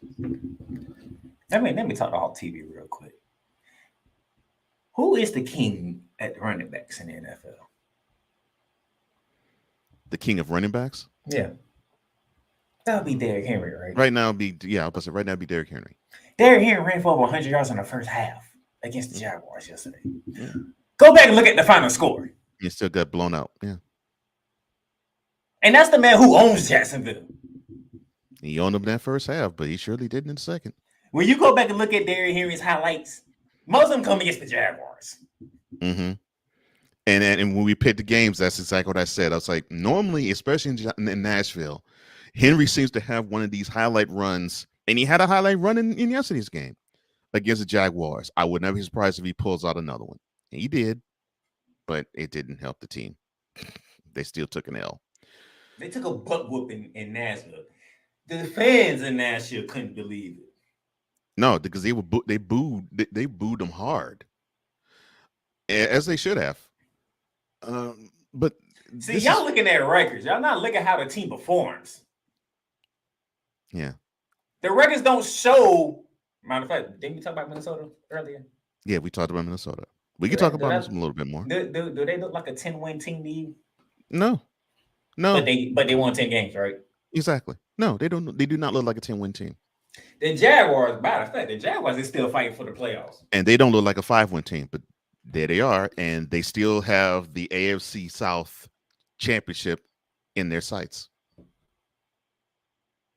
Thanks to that victory, they still have it in their sights. See, what people confuse when they say upset alert, that means I'm picking that whoever says it, that's that team that's going to win. No, upset alert means you better watch out, because if you fool around, you might get caught.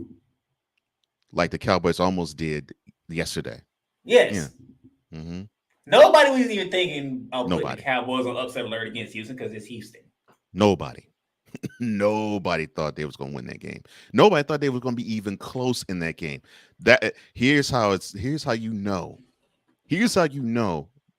this was one of those games where, wow, this is ridiculous, and it's a whole different ball of wax.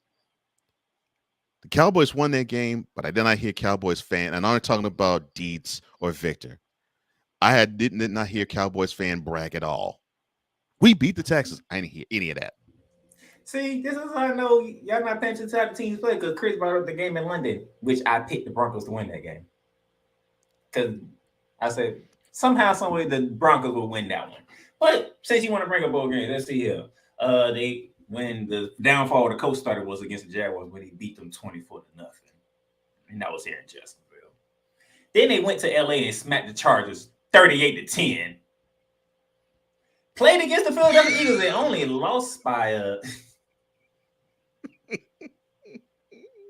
Sorry. I mean, the best team in the NFL is the Philadelphia Eagles, right? Yeah, hands down. They beat them. They lost by 8 points to the Eagles. And the game which the Jaguars had a 14-0 lead. Mm-hmm. Don't look at the records. Don't look who they lost to. Look how they performed. Oh my! Oh, remember when Las Vegas had a 17-0 lead in Jacksonville? How did that game end? Yeah, they took an L. Yeah, look, the Jaguars aren't a bad team. They're a team that's learning. Oh, by the way, didn't they beat Lamar Jackson a couple of weeks ago? Yep. And then they smacked the Titans in Nashville. Oh, and by the way, if the Titans will shape up and fly right, they end their season in Jacksonville, and it could be for the title. So there you go. Last game of the year, that could be your Sunday night. That could be your Sunday night game. Exactly. You watched one game of the Jaguars. I watched multiple games of the Jaguars. I've watched multiple games with the Jaguars. That's why we saying telling you, Cowboys better not walk in here. Think it's a W. The Jaguars are not pushovers. In fact, they woke up the Eagles because they started off real slow against them. And the Giants, they had to fight their the darndest to beat them. So no, the Jaguars are no slouches. Yeah, I do not take them lightly at all. They're just young and they have to learn how to win. But we're about to talk about the Panthers now, and it's about that time that we dip into some. The most craziest team in the goddamn league. About to dip into some Spivey notes.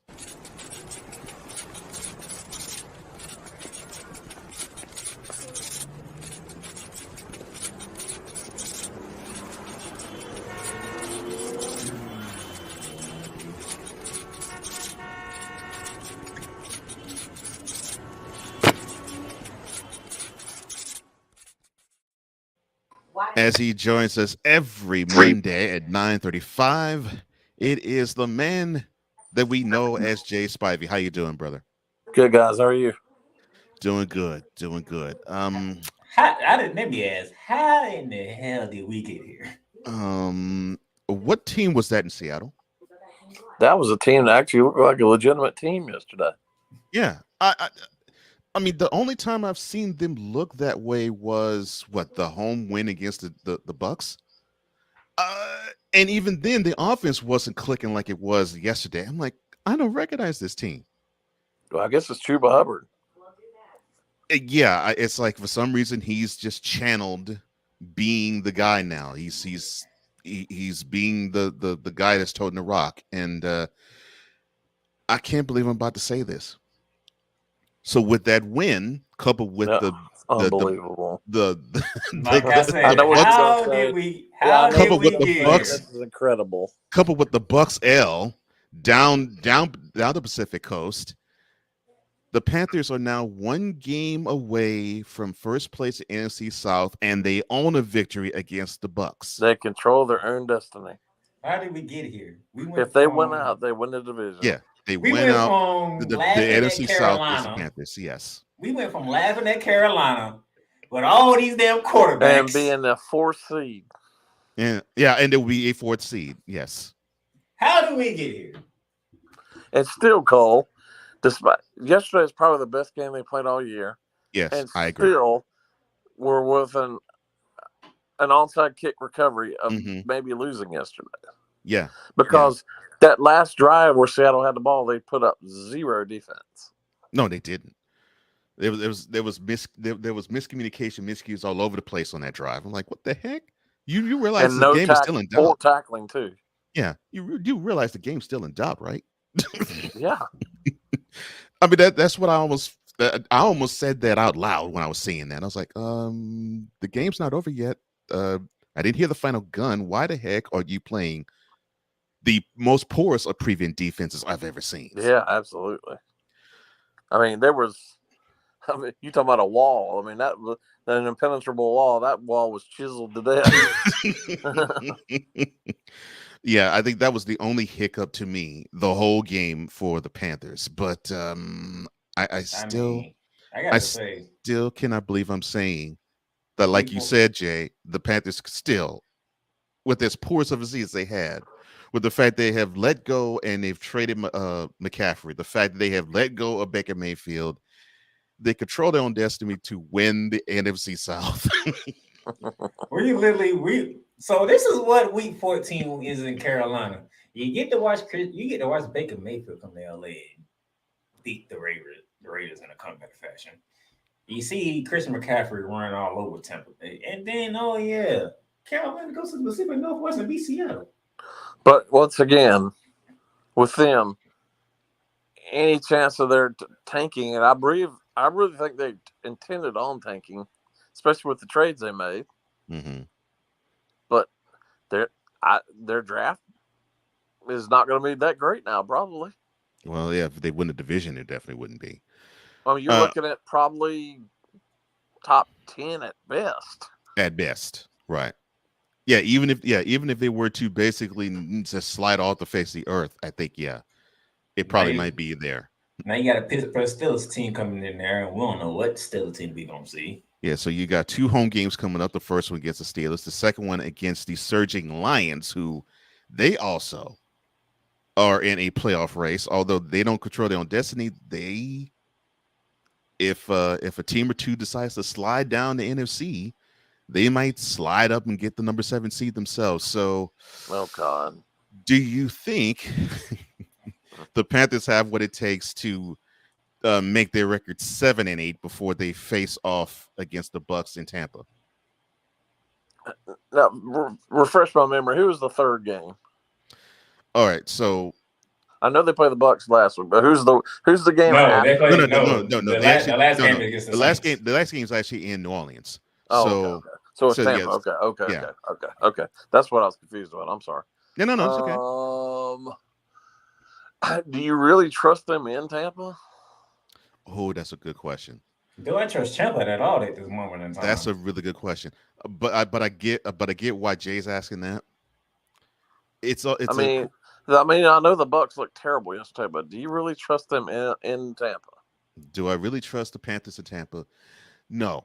I don't think you do too, and you follow them even closer than I do. No, I don't trust them in Tampa.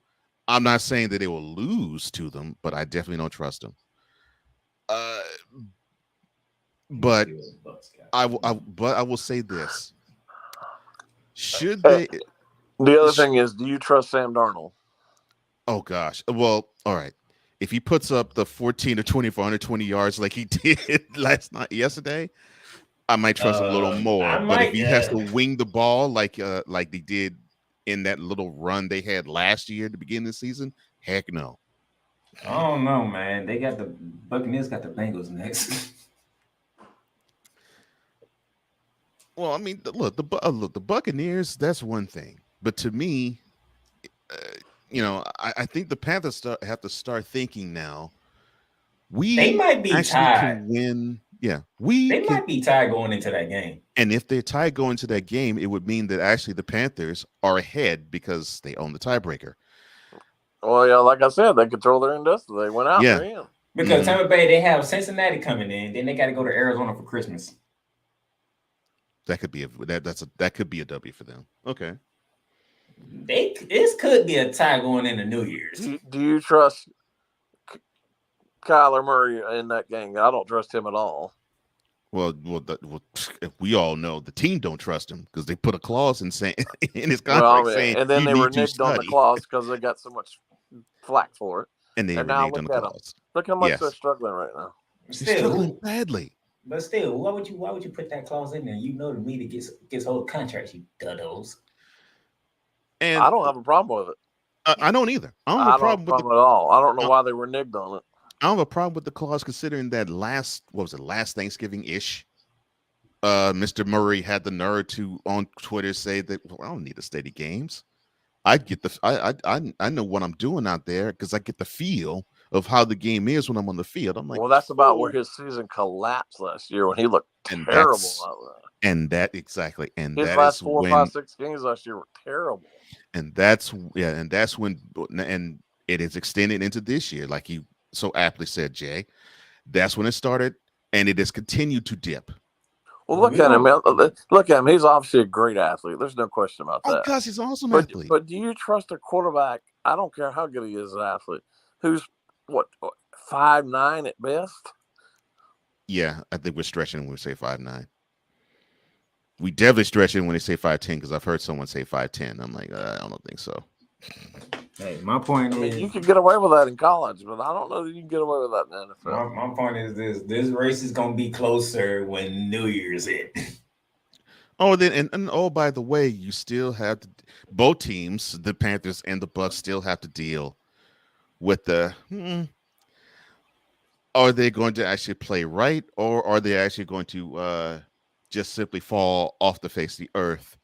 Atlanta Falcons too. Oh God. Because they're 5-8 at the moment. Well, let's face it. Both NFC and AFC South is terrible. Oh gosh, both of them are dumpster fires. Both divisions are horrible. It's just terrible. Both divisions are horrible. It's bad when you actually could say the first place team in the AFC South is 7-6, and the first place team in the NFC South is 6-7. Now I know you guys just talked about the Titans, and then they go fire their general manager last week. Well, you understand why they had to fire him. Yeah, It, they shouldn't have traded their best receiver. and the messed up part was, I know the GM probably went to the upper reaches of the organization and said, look, I know this kid out of Arkansas, Traylon Burke. I know this kid out of Arkansas. He has the same skill set as AJ Brown. I could tell you he could do the same thing AJ Brown does. We'll save money because AJ Brown wants to have that big time contract because he's coming into his own. And yeah, he's a big cog in this wheel, but we can trade him, get Burke in here, and we won't be missing any production whatsoever. They have missed him greatly. And in the last 2 games, they have missed AJ Brown's presence severely. Let me see. 8 catches, 119, 2 touchdowns. And that's the guy that was supposed to replace AJ Brown. And he did that on you. 8 catches, 119, 2 touchdowns. That was on you. And one of those touchdowns, the defender was probably 20 yards away from him. And all you could see was the green grass and the Eagles' green end zone. So pretty much, you ain't see no defenders on the screen. That's pretty much what's Cole's saying. No defenders. I mean, and what made it even worse? Worse? They had a touchdown pass on one side. It was called back from holding. They've decided to run the same play the next play on the opposite side and got a touchdown off of it. Well, just look. I mean, they had a great playoff run. You think they're on the right trajectory. And then you go trade him for no reason to a team now that has the best record in football. Mm-hmm. My thing is, so you're going to be cheap like that? Out of anybody that you traded him.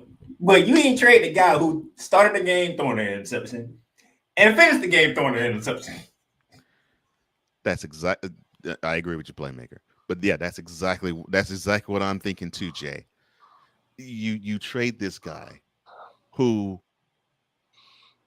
you actually had to deal with the fact that your offense was spiraling downward without Derrick Henry, but it was kept afloat by AJ Brown and that stretch drive.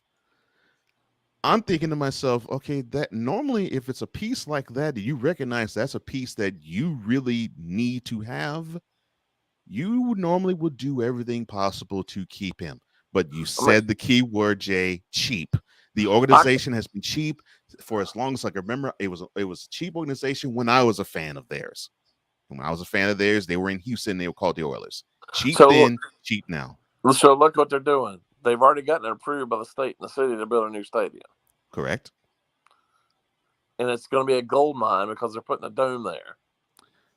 Of course, they're looking for a future Super Bowl bid. They want the NCAA championship there. It's going to be a gold. So all these concerts, everything.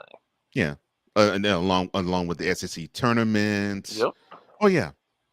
Final Four, NCAA tournament, Super Bowl, and big time concerts. Yes, and of course they host a big time festival during the summer.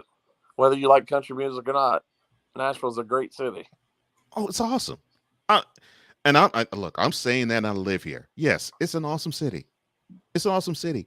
You wouldn't think that a team like the Titans would be so cheap being in a city that embraces glitz and glamour a little bit. They also embrace the hard working blue collar ethic too.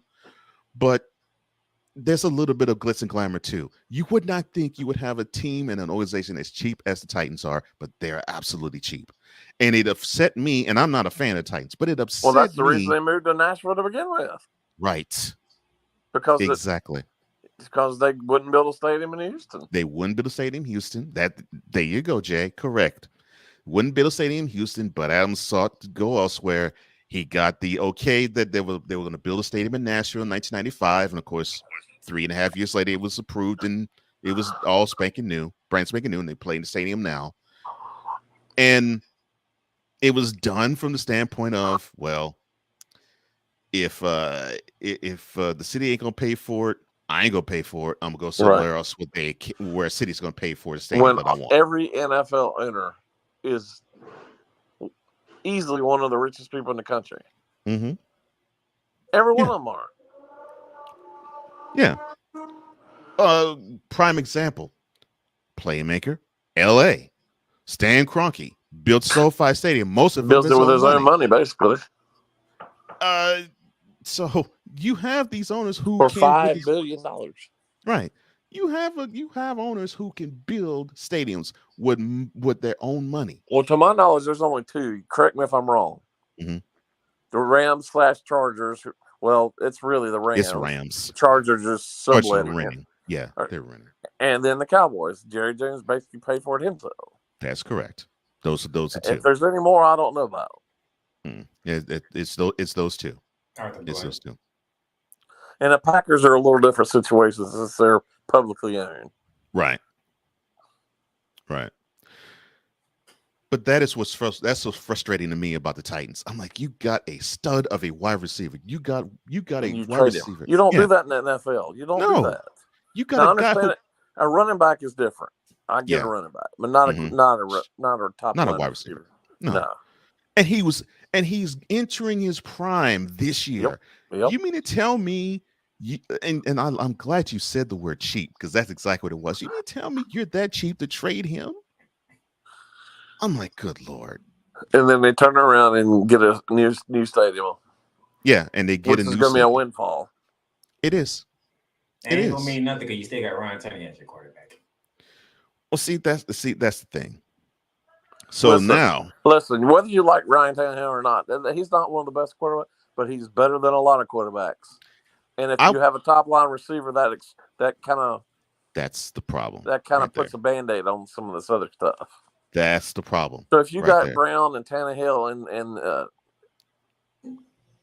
Derrick Henry, I mean, that's not a bad offense. It's really not. They'll be up there with Kansas City and Buffalo right now. It's not. And then that's so you have the great playoff run they had last year and then just blow it up for no reason. Like I said, you had a quarterback who threw a pick on the first play of the game, and he threw a pick on the last play of the game, and threw two more in between. I don't know if he's the reason for their problems. Tannehill? No, he's not. He's not. I've always said the organization is the reason for their problems, because they really do believe what they have on the field is good enough to win a Super Bowl. And I'm thinking to myself, you got some pieces missing, and you're unwilling to find them. No. And yes, I don't think Tannehill is the answer quarterback, but Jay, correct. I'm not saying he's not, but that game against the Bengals was just abysmal for him. Well, yeah, it was abysmal for him, but even with that being said, they still had a shot to win the game. And the reason being that wonderful play that AJ Brown made on that touchdown throw from Tannehill. I'm thinking to myself, you see this play in January, this guy basically turns chicken into chicken, and you trade him? I don't get it. This guy made Tannehill a decent looking quarterback. And that's frustrating. Yeah. And you trade him to a team that's got the best record in football and is using him to the height of his abilities. And he could not look better. Could not look better there. And the beauty of him is that he's making other people on the offense better. Unlike when he was with the Titans, the only person he really could make better was Derrick Henry.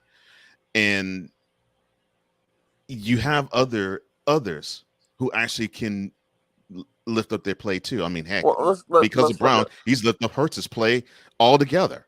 Let's look at it this way. And I hate to do this, but I'm going to do it anyway.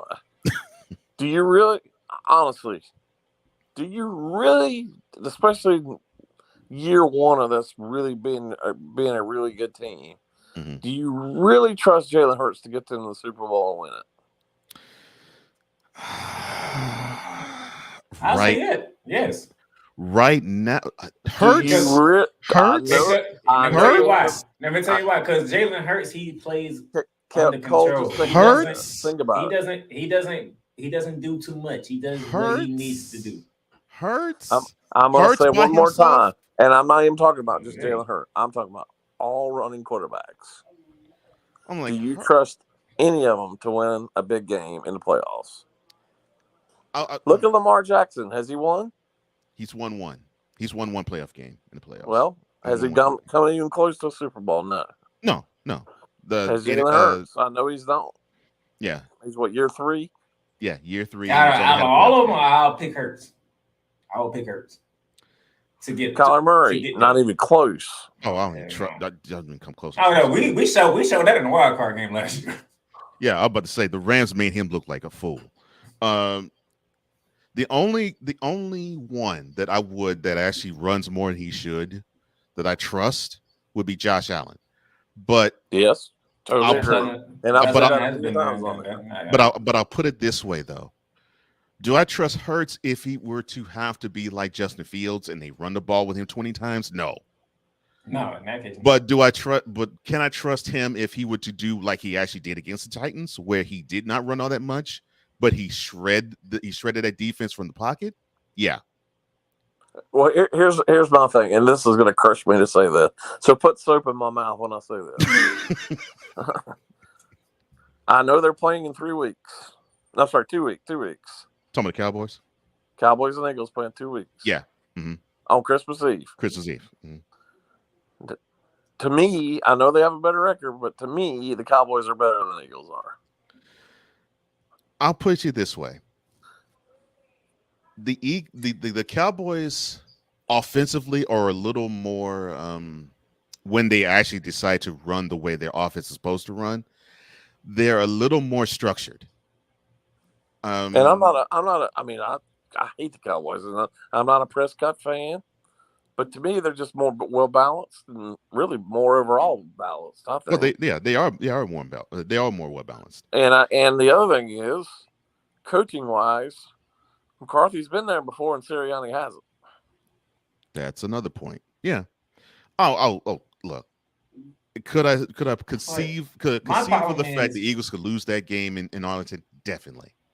No question about that. Here's the problem, though. Can you trust them?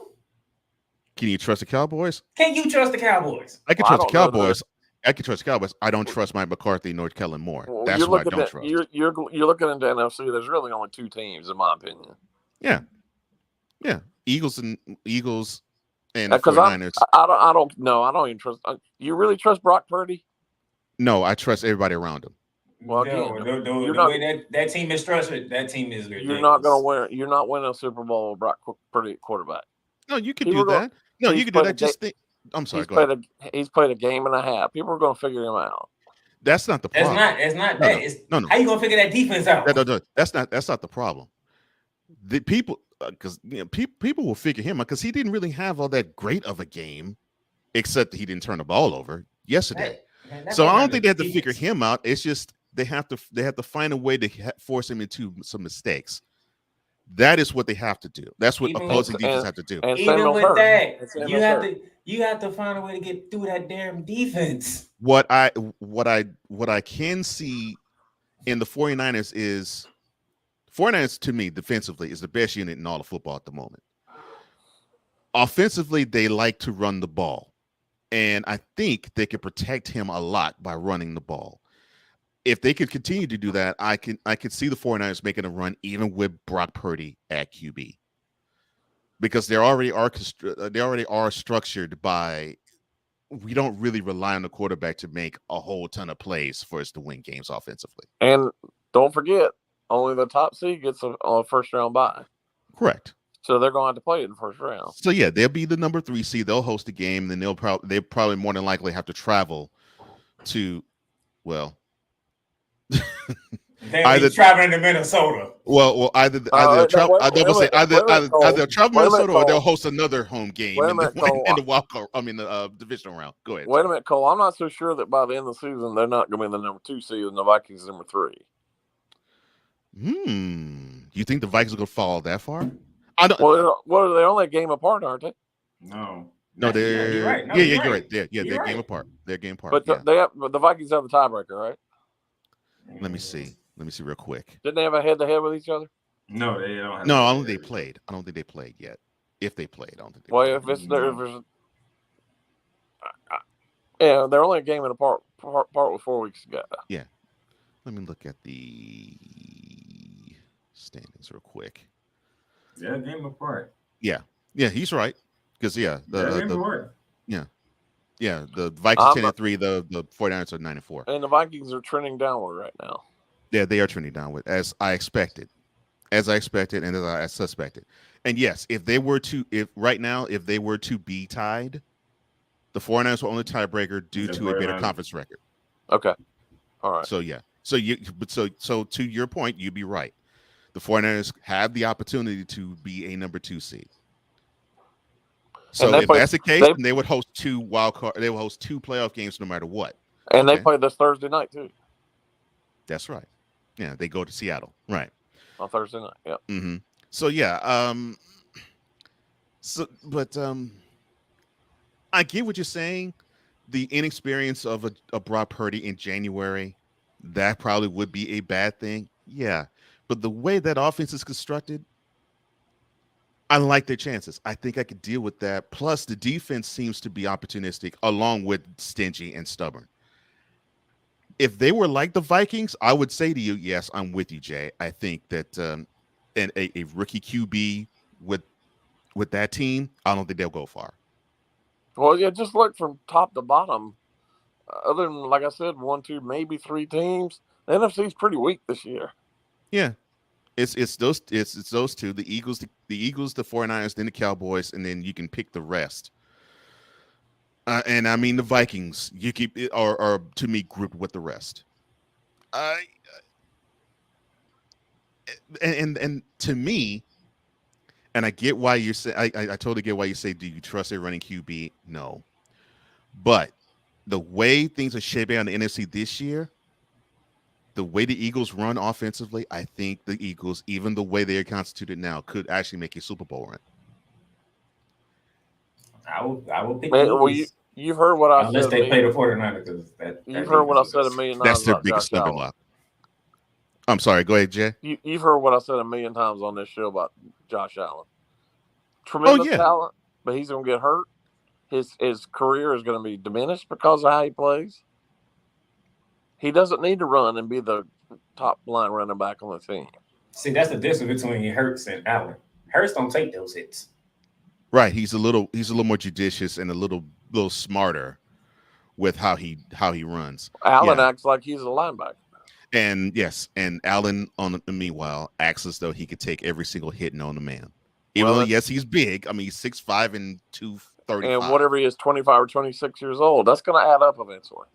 Well, I mean, it's starting to add up now. Look at how my anti-hero did.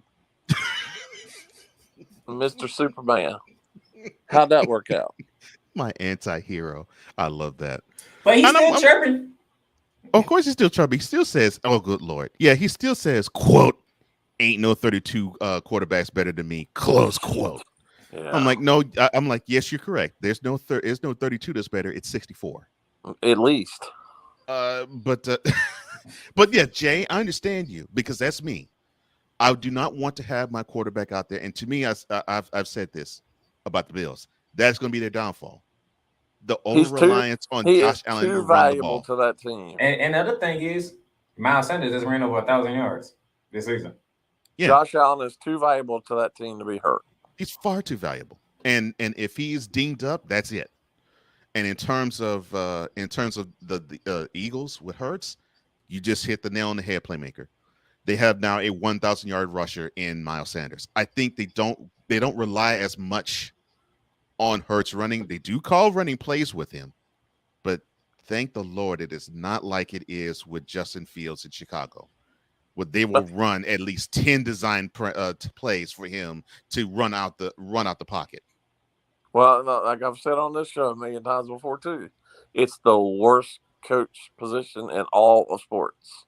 And it's getting worse by the day. Because they just let these guys run and don't teach them how to throw the ball. Yeah. And they don't teach them about progressions. They don't teach them about managing the game. They don't teach them about making the playmakers look good. And they don't teach them to set up the offensive line in front of you to do their job correctly. It's as if they just think running back in terms of mentality. It's like, okay, we get the rock, we go. You might be able to do that in college, but you cannot. You're not going to be able to win a Super Bowl playing the way these guys do. No, I don't care how athletic they are. You're just not. And that's the big time problem. It's as if you got a lot of these offensive coordinators who look at the athleticism of these guys. Lamar Jackson, for prime example.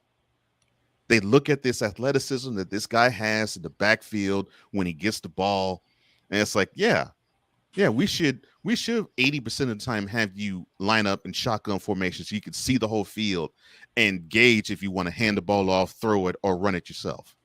Well, we all know he's most likely going to get paid. There's no question about that. It's not a question of if it's not a question if he gets paid. It's a question of who's going to pay him. Like yesterday, out on the field, out hurt again. And can you trust him to be healthy for 17 games a year? No.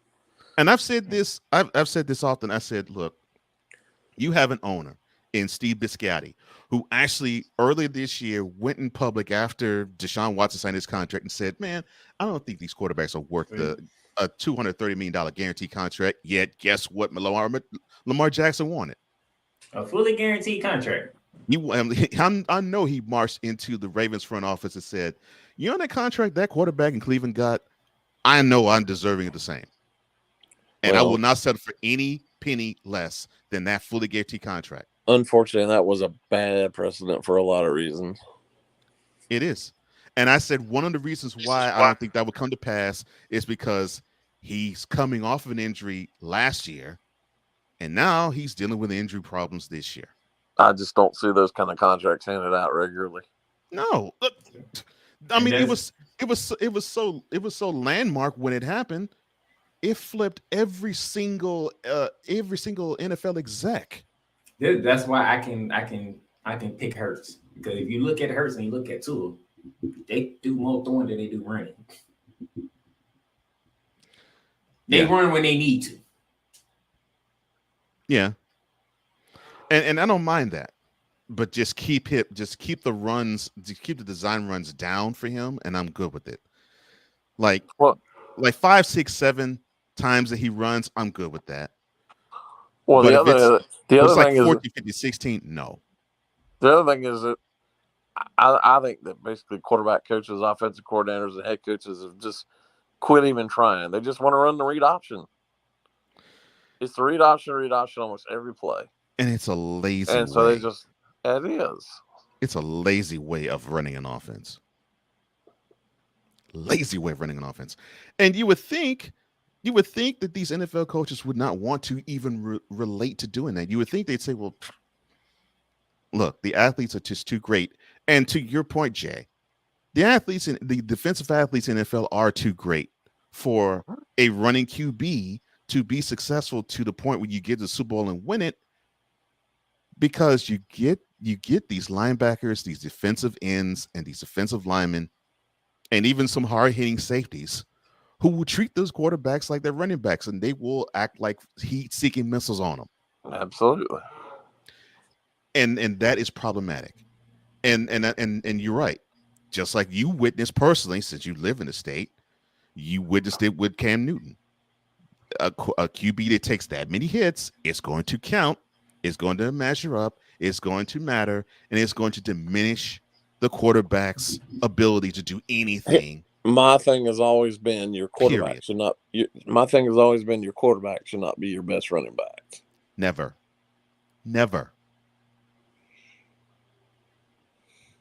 Just shouldn't be. Nope. But that's why Chicago's in the position that they're in. Well, I mean, does anybody really? I mean, to me, he's one of the most overrated players in football. I think Justin Fields was overrated in college. And what has he really done with Chicago? Not much. Besides keep him in the game because he ran the ball like 50 million times. But that's not effective for the team, though. It's not. It's not effective for him either. Look how hurt he's already been. Yeah. And see, and that's the thing. And what you call them offensive linemen up there in Chicago, Cole? 5 300-pound mannequins. That's basically what they are. They just there. Yeah, 5 300-pound mannequins. That is what they are. I mean, if Justin Fields would just be standing in the pocket, guaranteed he will be hit 20 times in the game. That is how bad and porous that offensive line is. Which so he makes has to run. Which makes you want to shake. Wants to shake the Bears brass and say, why did you not draft what they're doing. offensive linemen and get skilled offensive linemen that have experience if you're going to draft a quarterback? And I agree with you, Jack. They don't. And as Victor says, mannequins make terrible linemen. Yes, and yet they're trying to get a stadium too. Yeah. It's just a matter of where. They don't know. They don't know which Chicago suburb it's going to be.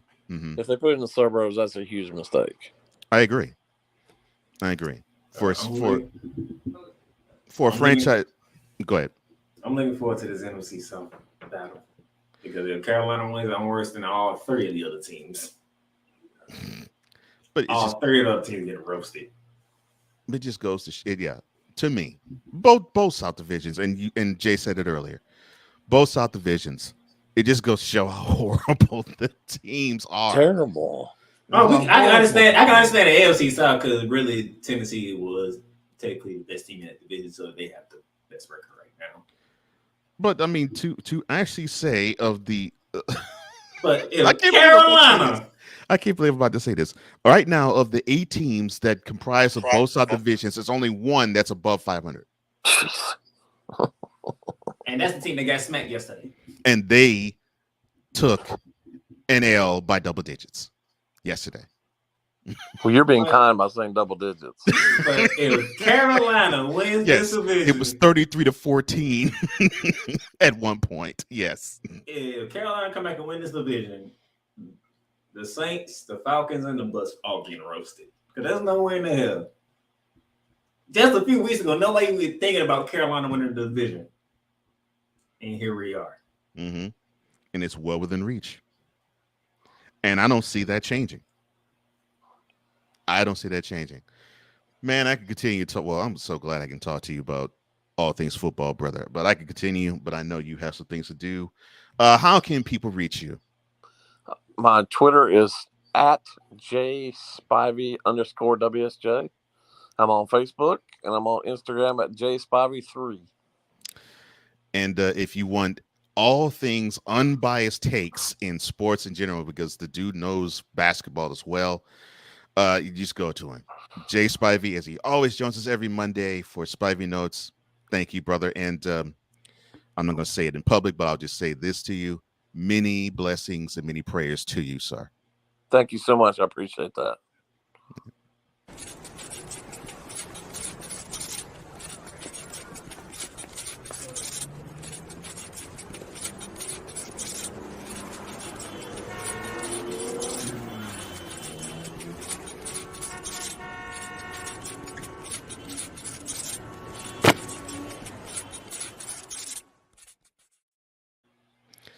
Now, before we all head on out, we got to show love to the room.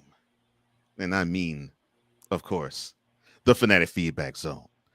Like my man, Hawk TV.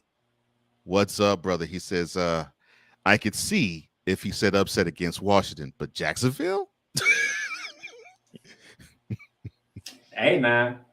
I already had people chirping on me when I said Alabama wasn't going to make the playoffs. And all of a sudden, them chirps went away quickly. Mm-hmm. Deed says, Cole, the Bears need help. Summon Uncle Foot. No, he mean the Cowboys need help because he want the Bears to beat the Eagles. Oh, that's not happening. That's not happening. Oh, that's not happening. Even with the Bears coming off by way, they still ain't beating Philly. No. Deets also says Eagles travel to Chicago this week. All week, summon Uncle Foot. Oh, good Lord, Hot TV, and I'm glad you joined us, brother. As always, man. It's a pleasure to see you, man. He says, I don't see it like the late Ray Charles or the still alive Stevie Wonder. Deeds says, Victor Locke says that's no help, Deeds. That ain't no help, Deeds. Cole, don't read that. Oops, I'm sorry. Deed says it could scare the Eagles, Victor, the same way it scares me. Hawk says the Cowboys and my Commanders both wish we were San Francisco. Yeah, that defense, that defense, and the way that offensive line is starting to gel now, man. Them 49ers, and I will continue to say the 49ers defense, that's the best unit in the NFL going right now. If Dak Prescott don't turn the ball over, Cowboys are good. Good. But if you turn the ball over, but the coaching staff keeps putting him in position to where he can. But if you turn the ball profusely over, turn the ball over, yeah. You see what Joshua did with turnovers against Tennessee. They turned them into points. Well, I mean, you saw it in yesterday's game. If it weren't for the fact that the Cowboys did a goal line stand, the Texans could have put the Cowboys away with an interception that took place within the Texans' red zone. So I'm like, jeez. And it was a thrown pass from deep within their own territory. Yeah. Victor says, agreed, man. Problem is, I'm always getting blamed for it, and it scares the Bears as well. Wise, the Wise man, the man that's in charge of Poppy Jane Wise at Hefe and Stuck in My Mind podcast, and also he joins us every Thursday and Friday on Snowman in the Morning too. He says, "Good morning, gentlemen," and Victor says, "Good morning to you as well." He says he's good. Deed says, you can blame me this week, Victor. We need Uncle Foot to scare the Eagles. Oh, Wyatt says, just need you to stop those darn summonings. D says, the Jaguars lost to the Broncos. Enough said. He said, Victor says, I didn't say a thing. I didn't say a thing. This week. Next week? Well. I can't with Victor. I know, Victor's too funny. I love him. Deed says, I watched that game in London. The Jaguars were awful. Yeah, they were. They were. I knew that. That's why I think the Broncos win that game. I did that in preseason. I said, Jacksonville normally wins in London, but this year, they will lose in London. Mm-hmm. Yeah, they were bad. Deed says, I watch them every week. We have a Jags fan at the bar. Victor says, my fellow countrymen from the old country of North Carolina, how are you, Jay Spivey? He hopes everything is good with you, sir. He sends his well wishes to you as well. He also says, let's pump the brakes and let's see a repeat performance. I'm talking about the Panthers. But yeah, I'm somewhat there too, but we shall see. And the Jags as well, I would say. Ryan says, wait, Deets. The Jags have fans? That's just cold, Ryan. D says they have one here in Connecticut. I know it's shocking, Ryan. And Ryan says, I've once dated a Jags fan. Oh, you might need to tell that story, Ryan. D says, once dated, that says it all. Ryan says, the Panthers are doing what Adam Gase couldn't do with Sam Darnold. Rely on his strengths. Rolling on the pocket on play action and giving him a running game. Oh, Adam Gase, you mean? No, I'm sorry. No, let me stop. Let me stop. No. Cool. One of the big time Eagles fans. I don't think I know an Eagles fan that is more adamant than him. And I know one who's ass, but I don't know one who is more. Then cool. He says, I greatly appreciate the Titans. I know you did because of the putrid performance they put forth in South Philadelphia last Sunday. Vic says, fresh air and opportunity. Lord, really? Come on, man. Cool says they deserve to be my second favorite team in the next 3 weeks. Next 3 years? Next years. I'm sorry. Next 3 years. Well, hey, hopefully.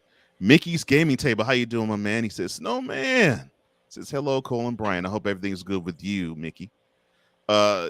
Cool says, y'all looking at this from one side.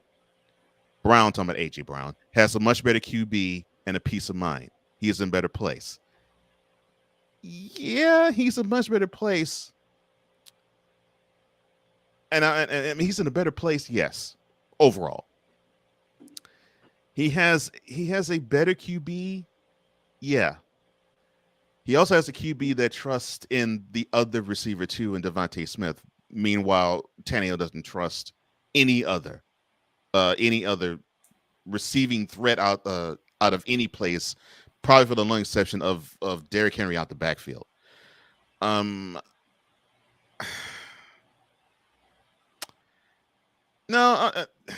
I'm looking at it from the angle I'm supposed to look at. Brown is in a better spot. He's actually helped the development of the others around him. I mean, Devontae Smith is getting single looks. The tight end is getting the tight ends, whether it's Dallas Goedert or others, they're getting some looks too from Hurts, and Hurts is actually willing to go to other targets. Mickey says, like button smashed. New sub added. Thank you, my man. I appreciate it.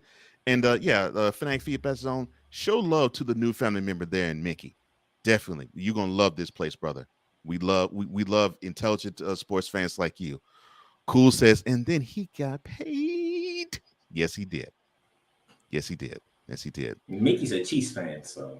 Yeah, I see it. I see it. And he should be happy because that was a good performance, Mickey. Good performance for the Chiefs in Denver. Even though you let them come back. The only thing that sort of alarms me about the Chiefs is their defense sometimes gets into a lull.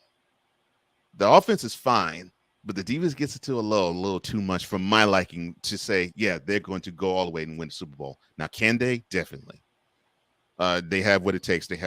I think they have the richest roster to me in all of the NFL, in my opinion. So they have what it takes. It's just that defense seems to let off the gas a little too much at times. But Vic says, welcome to the fam. Deet says, Jerry Jones helped build the Rams Stadium too. Yes, he helped build the Rams Stadium because the Cowboys practice out in Dawson Oaks during the training camp season. So he has a huge presence out in LA, and that is, of course, on purpose. That's why I think the Rams hate the fact the Cowboys come there, because I think it becomes a Cowboys stadium out west because of the fandom that's there. Mickey says, thank you. Happy to be here. Happy to have you here, brother. Wise says they're still a few pieces away. Yeah, I think they are. Chiefs fan, if you hadn't guessed, of course. It's hard to tell, but I do love the logo, man. The Chiefs logo with the American flag, that is awesome. Ryan says the Titans need more on offense, like a QB, at least one more wide receiver. They also need at least 2, if not 3, more offensive linemen. And they need to have Malik Willis develop into somebody that can supplant Ryan Tannehill. They need all that to happen, and they still might not make it to the Super Bowl. Nice pick, Mickey's. He says, bandwagon fan since 1970. Hey, no problem with that. Wise says that's why they drafted Malik Willis. Yeah, that's why they drafted Malik Willis. But I get the feeling Mike Vrabel does not like him. Mickey says, get there, yes, win it, no. And I think it was talking about the 49ers or Eagles. Oh, talking about the Eagles. Eagles with the Jalen Hurts. Cool says, why not? Talking about can you trust Jalen Hurts? I think that was the question. He says, why not? Nick Foles did it. True. But Nick Foles was, of course, and you know this well, Cool. Nick Foles was more of a traditional QB. He more was the one who just stood in the pocket and tried to pick apart defenses from in the pocket. Hurts is not trying to be a running quarterback, though. He's an excellent thrower as well. He's an excellent thrower, and Playmaker actually said it perfectly. He's a guy who he picks his spots to run. And he seems to pick his spots at the right time, and he protects himself well. And he doesn't call his number a lot. He doesn't call his own number a lot, which I can respect that. D says, remember when Jalen Hurts was replaced at halftime by a true freshman QB in the national championship game? Yeah. Also remember the very next SEC championship, that same QB who was a sophomore got replaced by Hurts. D says, remember the reaction to that move? Where are those media members now? Yeah, true. Cool says opinions like butt cracks. Everyone has one. And I'll add to that because a lot of drill sergeants said to me, and they all stink. Cool also says, when has the Cowboys ever not choked? In the 2000s. Let me see. Yeah, that was that time in 2000. No. That was that time in 2009. No. That was that time in. Oh yeah, that was that time in 2003. Nope. Oh yeah. Oh, that was the time they went 13-3 in 2000. And they got beat by. Yeah. Oh yeah, that was the time they went. Oh yeah, that's right. That was the time they went 14-2. They had the number 1 seed, And they still got beat by that same person. Yeah. You're right, Cole. They every year in the 21st century. Deet says it's funny to listen to people that slam Jalen Hurts after the national championship game. Now praise his passing skills. Yeah, but I'll put it this way. I think you see a lot of fans that are front runners, and so they see a talent that does what they do. Then when they see that talent get benched, they say, "Well, I knew he sucked all along." And then when he gets planted out in the field and he does things, the same fan will say, "I knew he could do it." Pick a side. You had to pick a side. Back when he was in Alabama, I thought it was a mistake for them to pull Jalen Hurts. From the standpoint of, until that point, I think he only lost 1 game, and it was to Auburn, but it still only lost 1 game. And yeah, the offense seemed to not really be clicking all that well. And then of course they were playing him. They bench him, and then Tua Tagovailoa is born. Yes, I agree. Mickey says people get better over time, and with help from better coaches and better players around them. Exactly. And the talent has to learn to listen to that. Cool says Hurts wins games. He's an MVP candidate. You have to admit that. My QB gets no respect. He gets respect here. I can't think of a better MVP candidate at the moment than him. Unless you want to go on the defensive side and say Nick Bosa. You know they ain't gonna do that. And say Micah Parsons, but I don't see that happening. But it's going to be the usual suspects. It's going to be Mahomes. It's going to be Allen, and it's going to be Burrow. Those are the 3 that I could see. I won't say ahead of them. That's the 3. That's the only 3 I see that could be with them. Maybe Kirk Cousins, but you could basically just eliminate Cousins.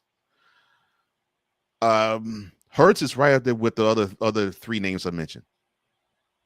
You really can't pick seriously. You can't pick a QB who has had as good of a season as him, and you can throw the numbers at me. I'm not even talking about numbers. I'm talking about impact on the team, which that's a different barometer to gauge than fantasy football stats. Mickey, Cool's team is the Eagles. No, he is Eagles all day long, my man. He is Eagles all day long. They figured that out. He figured that out. D says you can't tell what his favorite team is. He says Eagles. He says Eagles. Cool says yep. He says that's his favorite NFC team. He says I'll back them until they play the Chiefs. And Cool got a good laugh out of that. Deet says it's just fun to watch the media clowns change with the win. Yeah, it is. It is. So that's true. That's true, Deets. That's why I'm here and not watching the media shows. And a lot of people say that's why people are here and don't watch the media shows, because we do it raw, do it uncensored, we do it uncut. Why says Cam is spoken that good. Yes, he is. Because that brother still believes there ain't no 32 quarterbacks better than him in the NFL. Still. And he's not sharing. Puff pass, man. Puff pass. Oh, Mickey, we gonna like you, bro. We gonna like you, man. D says, man, they basically ran him out of Tuscaloosa, and he goes to Norman, throws his way to runner-up status for the Heisman, and now he's doing what he's doing in Philly. Yeah, exactly. 100. Victor Law says they know Justin Fields has no protection in front of him. Yeah. For Lamar Jackson, why says somebody will pay him? Yeah, that's the thing. Someone's going to roll the Brinks truck to Lamar's house. It's just a matter of who. I don't think it's going to be the Ravens. It's just a matter of who. Deet says, Mickey, Cam ain't passing even after a puff. Mickey loved that too. Wow. Dietz also says NFL coaches don't run a read option, but the commentators and analysts don't know what else to call it. Yeah,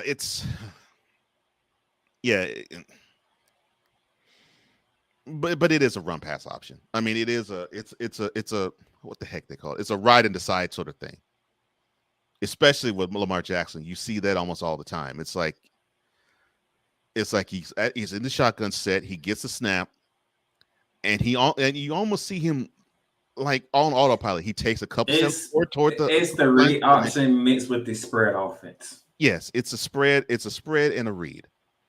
But with him, it's almost automatic. It's like he's going to be in the shotgun position. He takes a snap. He takes 2 steps, and I mean literally, he walks 2 steps toward the line of scrimmage. He's looking at the line, and he sticks the ball out for the running back to either grab or for it to be faked. And then after that, he's either going to take the ball and run with it after that, hand the ball off, or he's going to snatch the ball and then drop back to throw, or stand in the pocket then and throw. You're seeing more and more of that, but yeah, it's a read in the spread. That's a really good way of putting it. It's a combination of that, but it is a run pass option though. Ryan says that the Bills are in danger of repeating the same mistake. Yes, they are, and it's going to upset me if. I mean, people find it cute that you had Josh Allen spin in the air yesterday. I'm like, man, he's going to land wrong one of these days, and that's not going to be cute or fun. They're going to be hating life.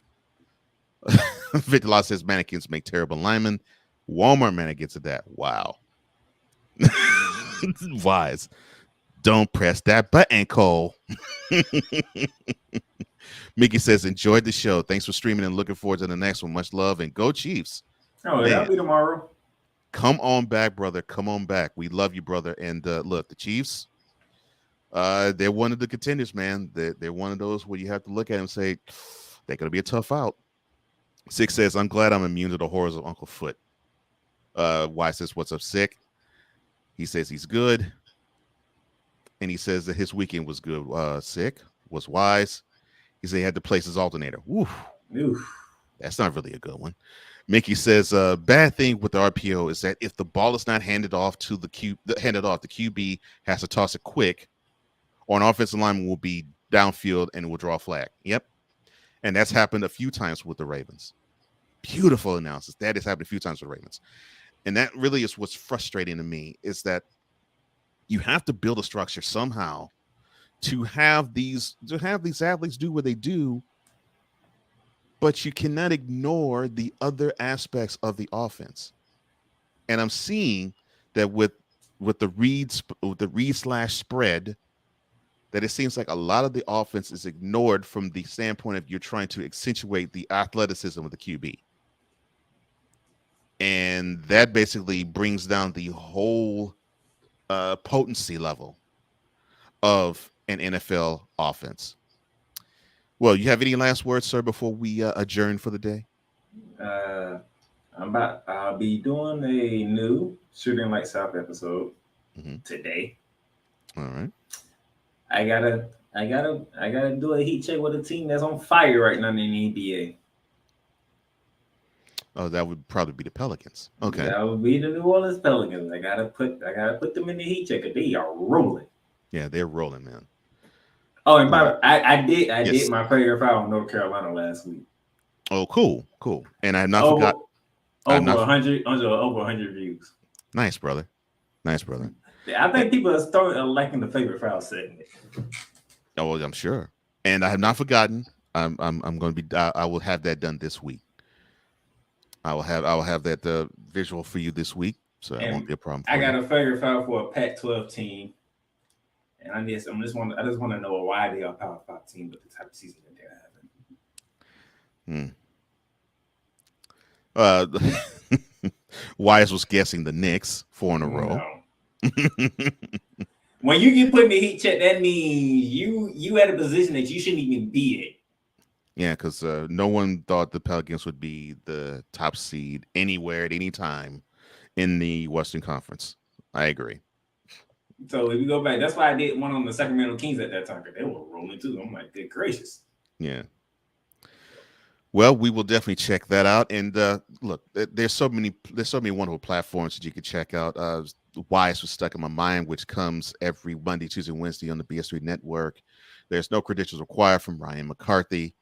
That you can see that on YouTube. I mean, there's so many wonderful talents. Of course, Dees was Fifth Down Sports Show. So many other great talents that are here with us, and of course, Cool McCain with Eagles Elite and Play Callers, and gosh, I mean, and NSC Beast, along with Wise. I mean, so many wonderful talents that are here with us, and come on and ride the wave with us. Wise, the Pelicans have the #1 spot in the West. That's why. Why not? They have a lot of talent on that Pelicans team. Yeah, true. But the Pelicans are #1 in the West. Yeah. Pelicans have the #1 seed in the Western Conference, which I didn't think I would ever say in any portion of the 2023 NBA season. Well, that will do it for this tomorrow. We'll be back tomorrow. Okay. 8 o'clock sharp. Okay. Well, we'll be back tomorrow. Playmaker, of course, he normally joins us every Tuesday anyway, so he will be with us. So I hope everything was well, and I hope everything's well with Snowman, because I'm looking forward to seeing what the Sports Sensei's Unleashed is going to look like. And of course, shout out to my man D Willie. Hope everything's well with you too, man. So I just want you to know these things. Take care. God bless. Remember to make your next move your best move. And always remember, if your dreams don't scare you, then they're simply not big enough. Dream big, do bigger. That's what we're all doing here in the chat, out there in the viewing and listening audience with Playmaker as well. That's what I'm doing. We hope you're doing that as well. Until tomorrow, see you later.